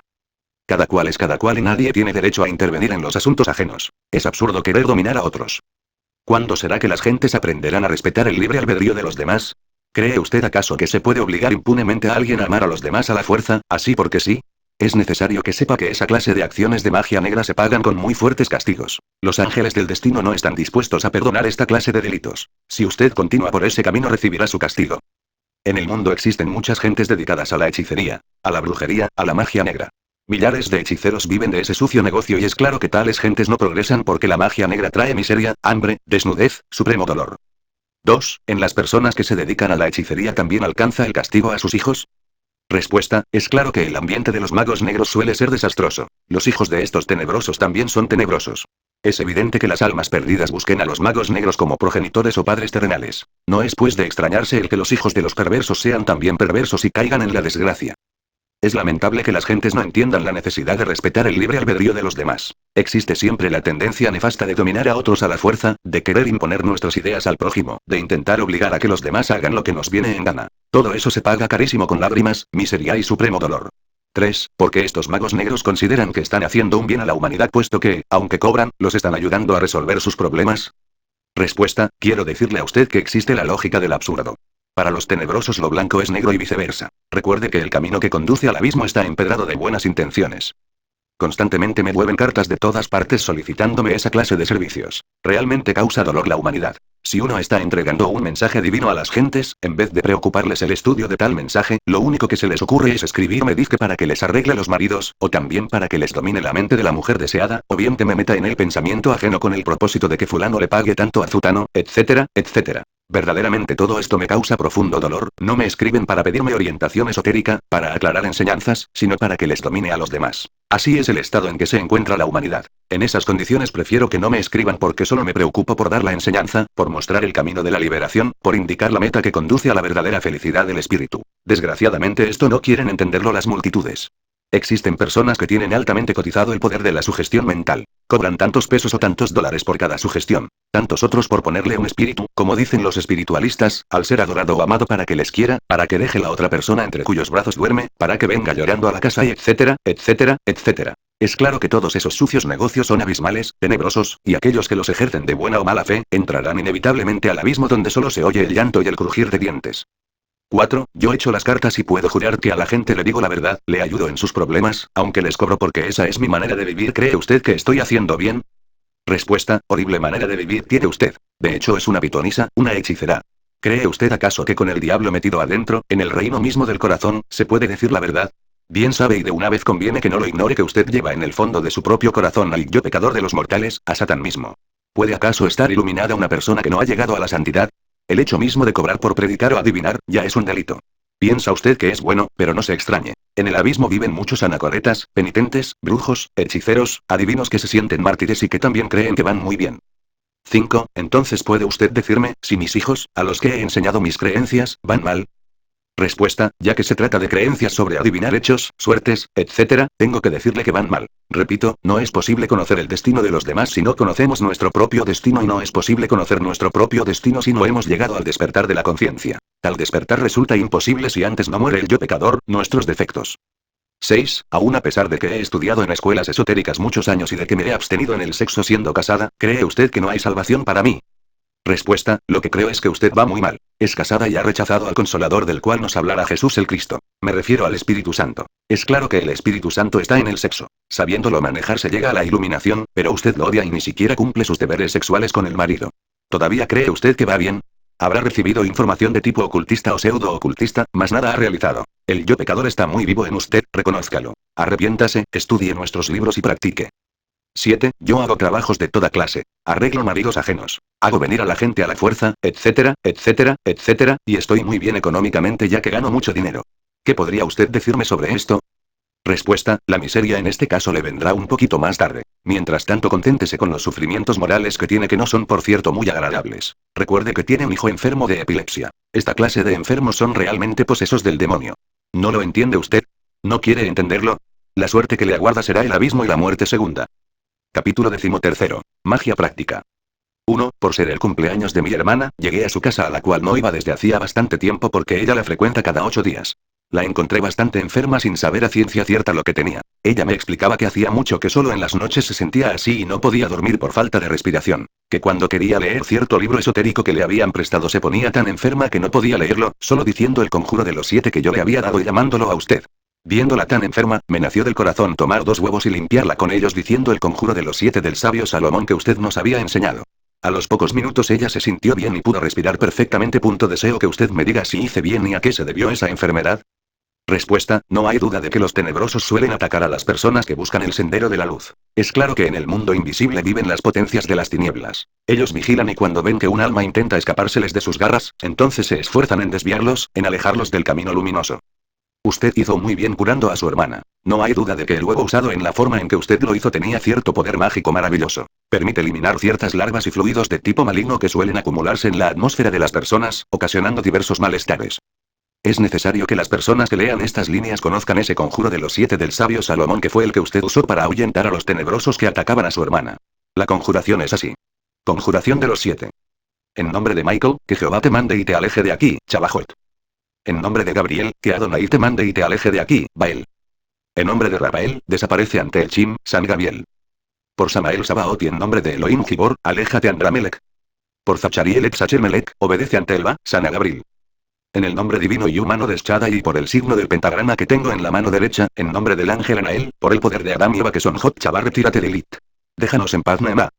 Por los santos Elohim y en nombre de los genios Casiel, Sealtiel, Apiel y Zarayel, al mandato de Orifiel. Retírate, Moloch.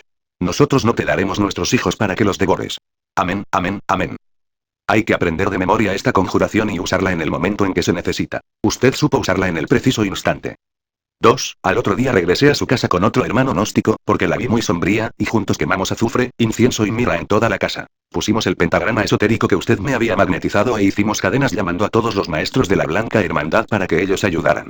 ¿Cree usted que estuvo bien? Respuesta: los saumerios son muy útiles para limpiar la atmósfera de las casas.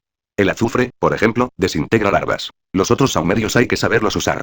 Usted ha debido quemar el azufre por unos 9 días seguidos, para purificar la atmósfera de esa casa limpiándola de larvas astrales y después, haber continuado con los otros saumerios, porque el incienso y la mirra son muy útiles, mas no se deben mezclar con el azufre. Resultan incompatibles. El conde Cagliostro invocaba a los 4 santos o 4 ángeles que, situados en los 4 puntos cardinales de la tierra, gobiernan todo el destino de los seres humanos. No hay duda de que el conde Cagliostro usaba también para esto los saumerios. Ofrecía laurel al genio de la luz que vive en el oriente, mirto al ángel del occidente, incienso al rey del norte, mira al rey del sur. En un caso de grave necesidad se pueden invocar a estos 4 santos, ofreciéndoles sus saumerios correspondientes a cada cual y pidiéndole de todo corazón la anhelada ayuda. Capítulo 14. Medicina oculta. 1. ¿Qué me dice usted, maestro, sobre las curaciones a distancia? Respuesta: constantemente me vienen cartas de distintos lugares del mundo solicitando tales curaciones. Nosotros nos limitamos a la medicina espiritual, indicamos la hora precisa en que pueden concentrarnos, es decir, pensar en nosotros, invocarnos.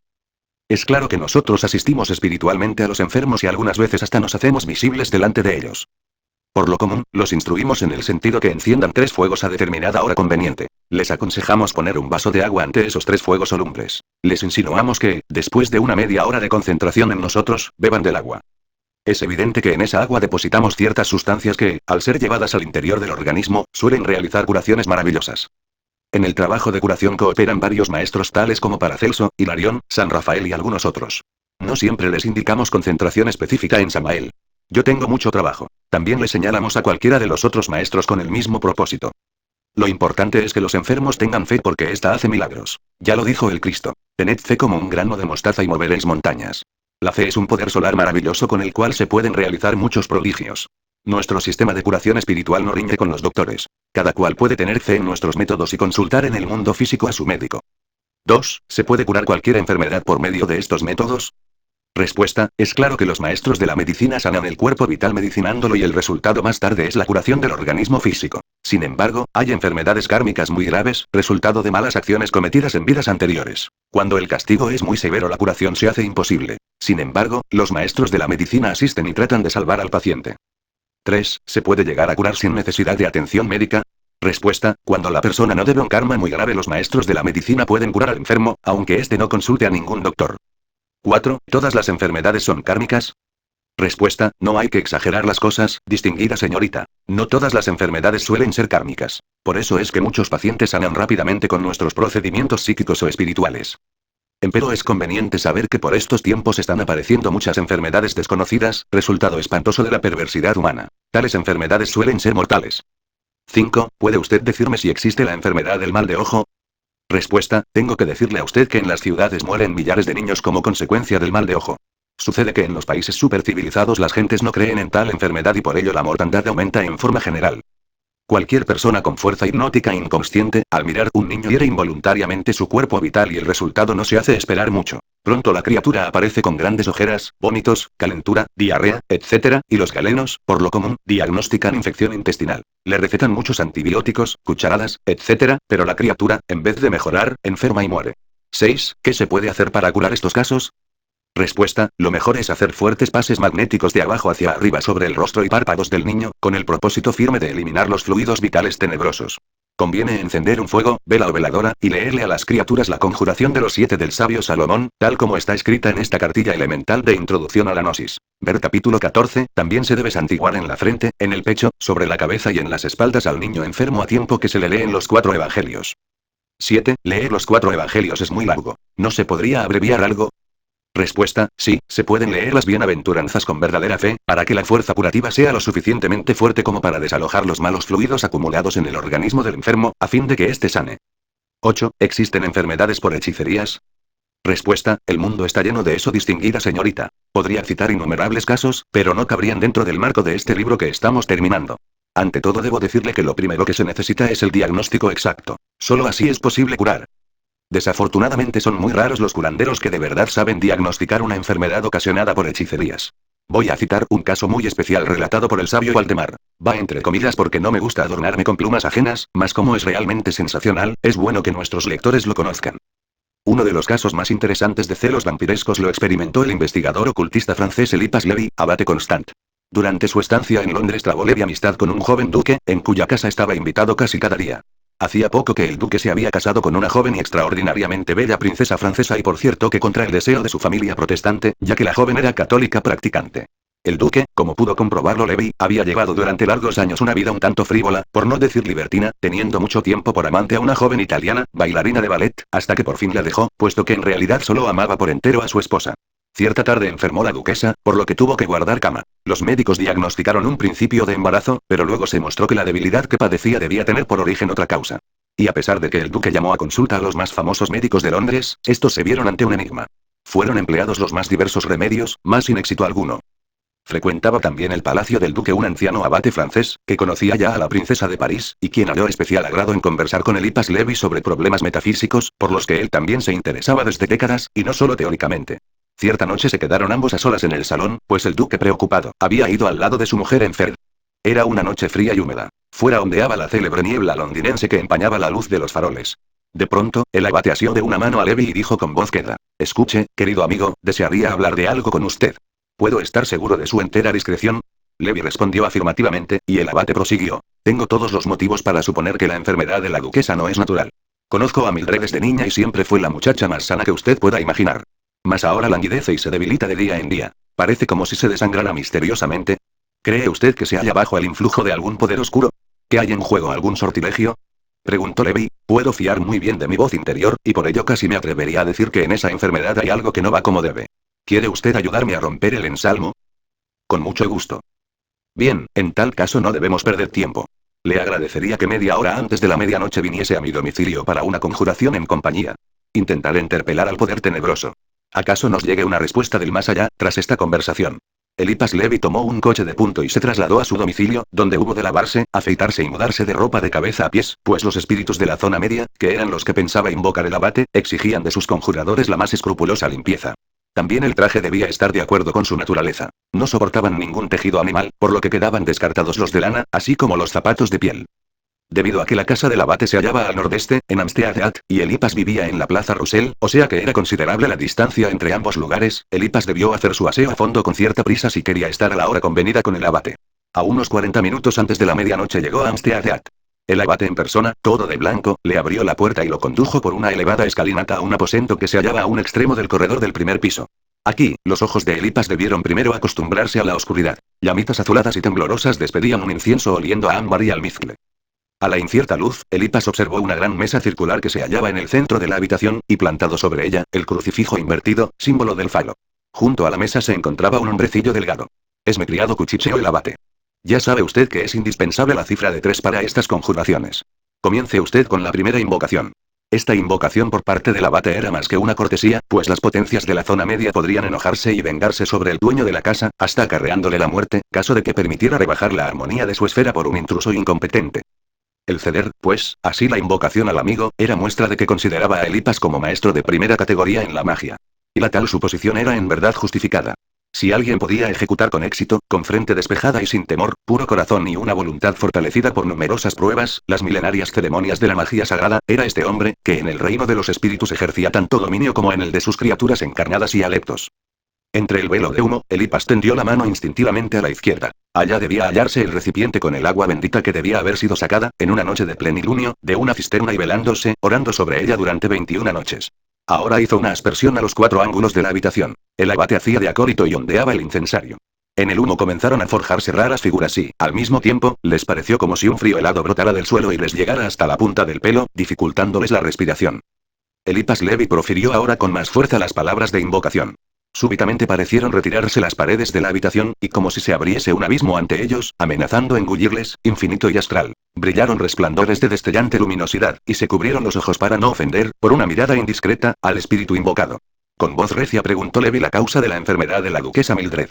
No recibió respuesta. Los vaos del humo se espesaron de tal modo que amenazaban con privar los sentidos. Precipitándose a la ventana, Eliphas oyó súbitamente una voz, la cual, aunque era fuerte y resonante, parecía salir de lo más profundo de sí mismo y llenar todo el espacio de su alma. Lo que la voz le gritó era tan espantoso, que sus piernas se negaron a moverse, y se quedó como petrificado en el mismo sitio en que estaba. El abate fue ahora quien se precipitó a su lado junto a la ventana, pero sus manos temblorosas, sin fuerzas, no lograron abrir el pasador.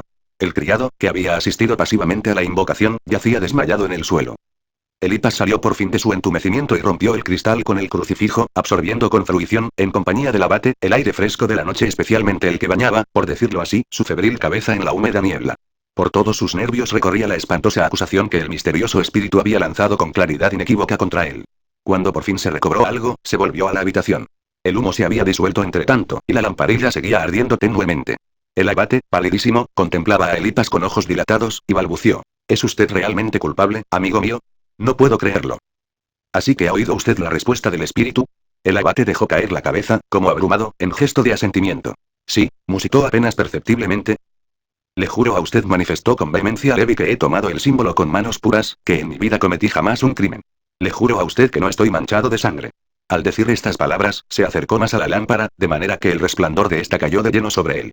Espantado, señaló ahora el abate con el dedo a la mandíbula y pechera de la camisa de Elipas. Ahí, mírese usted mismo al espejo, dijo, tomando de la mano a su amigo y conduciéndolo ante un gran espejo de pared que pendía en una habitación contigua. Y allá comprobó Elipas un rasguño en su barbilla, con unas gotitas de sangre seca. También en su camisa aparecían otras gotitas. Debió haberse cortado al afeitarse tan apresuradamente, así, la respuesta del espíritu se explicaba perfectamente. Yo no hablo con un manchado de sangre. Levi sintió como si su corazón se aligerara en muchas arrugas. El abate parecía, no obstante, más abrumado y se había dejado caer sobre un sofá. Contraíanse convulsivamente sus hombros y escondía el rostro entre las manos. Levi intentó calmar al anciano, pero este le rechazó diciendo. Se trata de la pobre Mildred. Cada hora consume su vida. De no ser así, podríamos invocar de nuevo al espíritu en 3 veces 21 días, con las debidas ofrendas y plegarias, pero es demasiado tiempo, pues en el ínterin morirá Mildred. Levi no supo qué responder y se cernió un silencio denso, que cortó el abate al levantarse y caminar con pasos un tanto vacilantes de un lado a otro de la sala. Cueste lo que cueste, debo obtener una respuesta, a cualquier precio. Prométame, amigo mío, que no me abandonará. Una vaporosa determinación se leía en la mirada del anciano. Para tranquilizarle, Elipas respondió. Le di mi palabra de ponerme a su disposición como mago.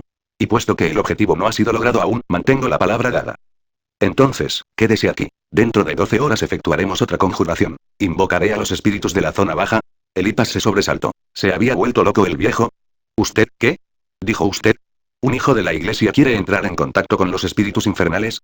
No, eso no está ni siquiera en la intención de la devota duquesa. Renuncie a ello, no arriesgue su alma. Es ostensible que invocar demonios es magia negra. Resulta palmario que la magia negra trae hambre, desnudez, enfermedades y calamidades físicas y morales. Había tal glacial decisión en las palabras y ademanes del abate, que Elipas sintió que toda réplica sería vana. Y contra su voluntad, aunque por lealtad a la palabra dada, aceptó el requerimiento de su amigo. Quedóse como huésped en la casa y, tras la extraordinariamente tensa y fatigosa conjuración anterior, durmió tan pesada y profundamente que se despertó tarde en la mañana. El día pasó en las debidas purificaciones y plegarias. Por la noche, Elipas recibió la ropa apropiada para el servicio del diablo, y los requisitos. Como ya antes había manifestado el abate que, aunque le asistiría como acólito, no tomaría parte activa en la invocación, vistióse también con el ropaje prescrito. Lo que sucedió después, es algo que francamente de ninguna manera quiero transcribir porque hay responsabilidad en la palabra. Es preferible en este caso callar. El silencio es la elocuencia de la sabiduría. Es palmario que si uno transcribe párrafos tenebrosos, se convierte en cómplice del delito. Eso es tanto como enseñar a las gentes magia negra. Afortunadamente los invocadores del presente relato, no lograron hacer visibles y tangibles a los demonios invocados. Lo único que consiguieron fue que brotara de entre la pared una salamandra o pequeña criatura inocente del fuego. El abate, haciendo acopio de todas sus fuerzas, preguntó por la dolencia de la duquesa. Batracios. Dijo la salamandra con voz infantil, y en el mismo instante desapareció. Elipas vio entonces cómo el abate se tambaleaba y se desplomaba al suelo. Elipas tomó en brazos su magro cuerpo y lo llevó al dormitorio, donde desnudando al anciano le puso en la cama, yendo luego a buscar al criado que trajese algún reconfortante. Al volver, se encontró con que el abate había vuelto en sí por completo, mas su aspecto era el de un hombre abatido que parecía haber envejecido muchos años. Es obvio que el abate estaba haciendo un esfuerzo sobrehumano por salvar a la duquesa. Todo inútil. Dijo con voz feble: la pobre Mildred habrá de morir, mi alma, oh mi alma. ¿Qué quiere decir Batracios? Solo se respondió Elipas que es una palabra griega que significa rana. No tardó en venir el criado con vino y bizcocho, pero el abate rechazó todo alimento. Elipas tomó algo e intentó arrancar de su desesperado letargo a mi amigo, mas fue inútil que pretendiera reanimarlo. Y con el corazón oprimido se trasladó a su domicilio. Al día siguiente fue a informarse de cómo se encontraba el abate y la duquesa. Mildred iba cada vez peor. El médico de cabecera daba por descontado su óbito. También el abate se hallaba en grave estado. Se negaba a todo alimento, no respondió al principio a las preguntas del amigo, y le manifestó después que pensaba poner fin a sus días mediante la inanición. Hondamente entristecido se despidió Levi, preocupándole mucho las trágicas consecuencias del pecaminoso conjuro. Durante las 2 tardes siguientes, se sumió de nuevo en sus acostumbrados estudios y, mientras leía el Enquiridión de León III, se detuvo en un punto en el que, por medio de la clave de Tritendus, se descifraba del escrito esotérico cabalístico lo siguiente: un apreciado encantamiento maléfico es el de la rana. Nos abstenemos de entregar la fórmula secreta del sapo para no dar armas a los criminales perversos de la magia negra.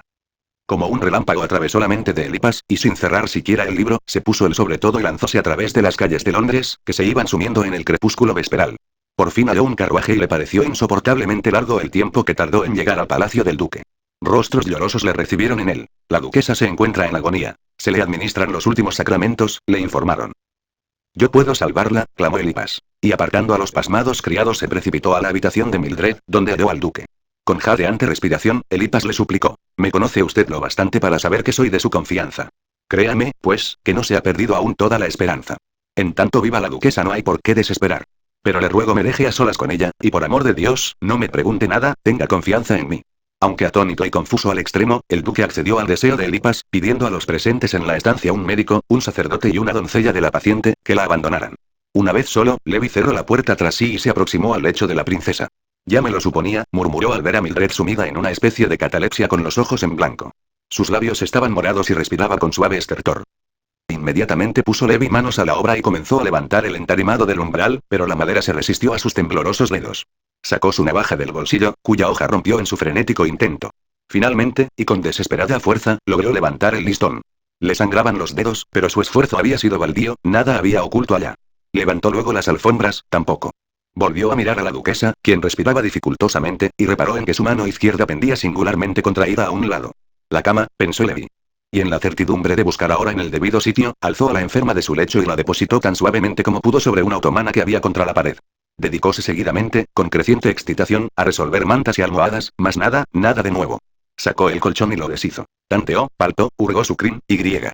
Sus dedos tropezaron con un objeto blanduzco, esponjoso. Lo asió, lo sacó, y en efecto, aquello era lo que buscaba, se precipitó fuera de la habitación, pidió al duque tras breve explicación que pusiera a su disposición un carruaje y traslados en él con la mayor rapidez a su domicilio, llegando al cual se puso de nuevo a la tarea, quemando, en las llamas de pez y azufre, a la bestia infernal, siguiendo al pie de la letra la prescripción del Enquiridión. Abrió la ventana de su habitación de par en par, a fin de que desapareciera el mal olor, y abrumado por un enorme cansancio, echóse vestido como estaba en su cama, sumiéndose al instante en profundo sueño. Al día siguiente fue recibido como un salvador en el palacio del duque. De manera pasmosa, y en absoluto incomprensible para los médicos, el estado de salud de la joven duquesa había mejorado a tal punto, que podía ya hablarse de una franca superación de la crisis. El mismo día 28 de octubre de 1865, Londres se impresionó con la sensacional noticia de que la diva del ballet María Bertin había fallecido repentinamente sin enfermedad alguna, mas esta noticia no fue la única. Pocas horas después era también arrebatada por la muerte una próxima pariente del duque, vieja solterona, que había sido apasionada enemiga de Mildred y que en vano había intentado impedir el matrimonio del duque con la princesa católica.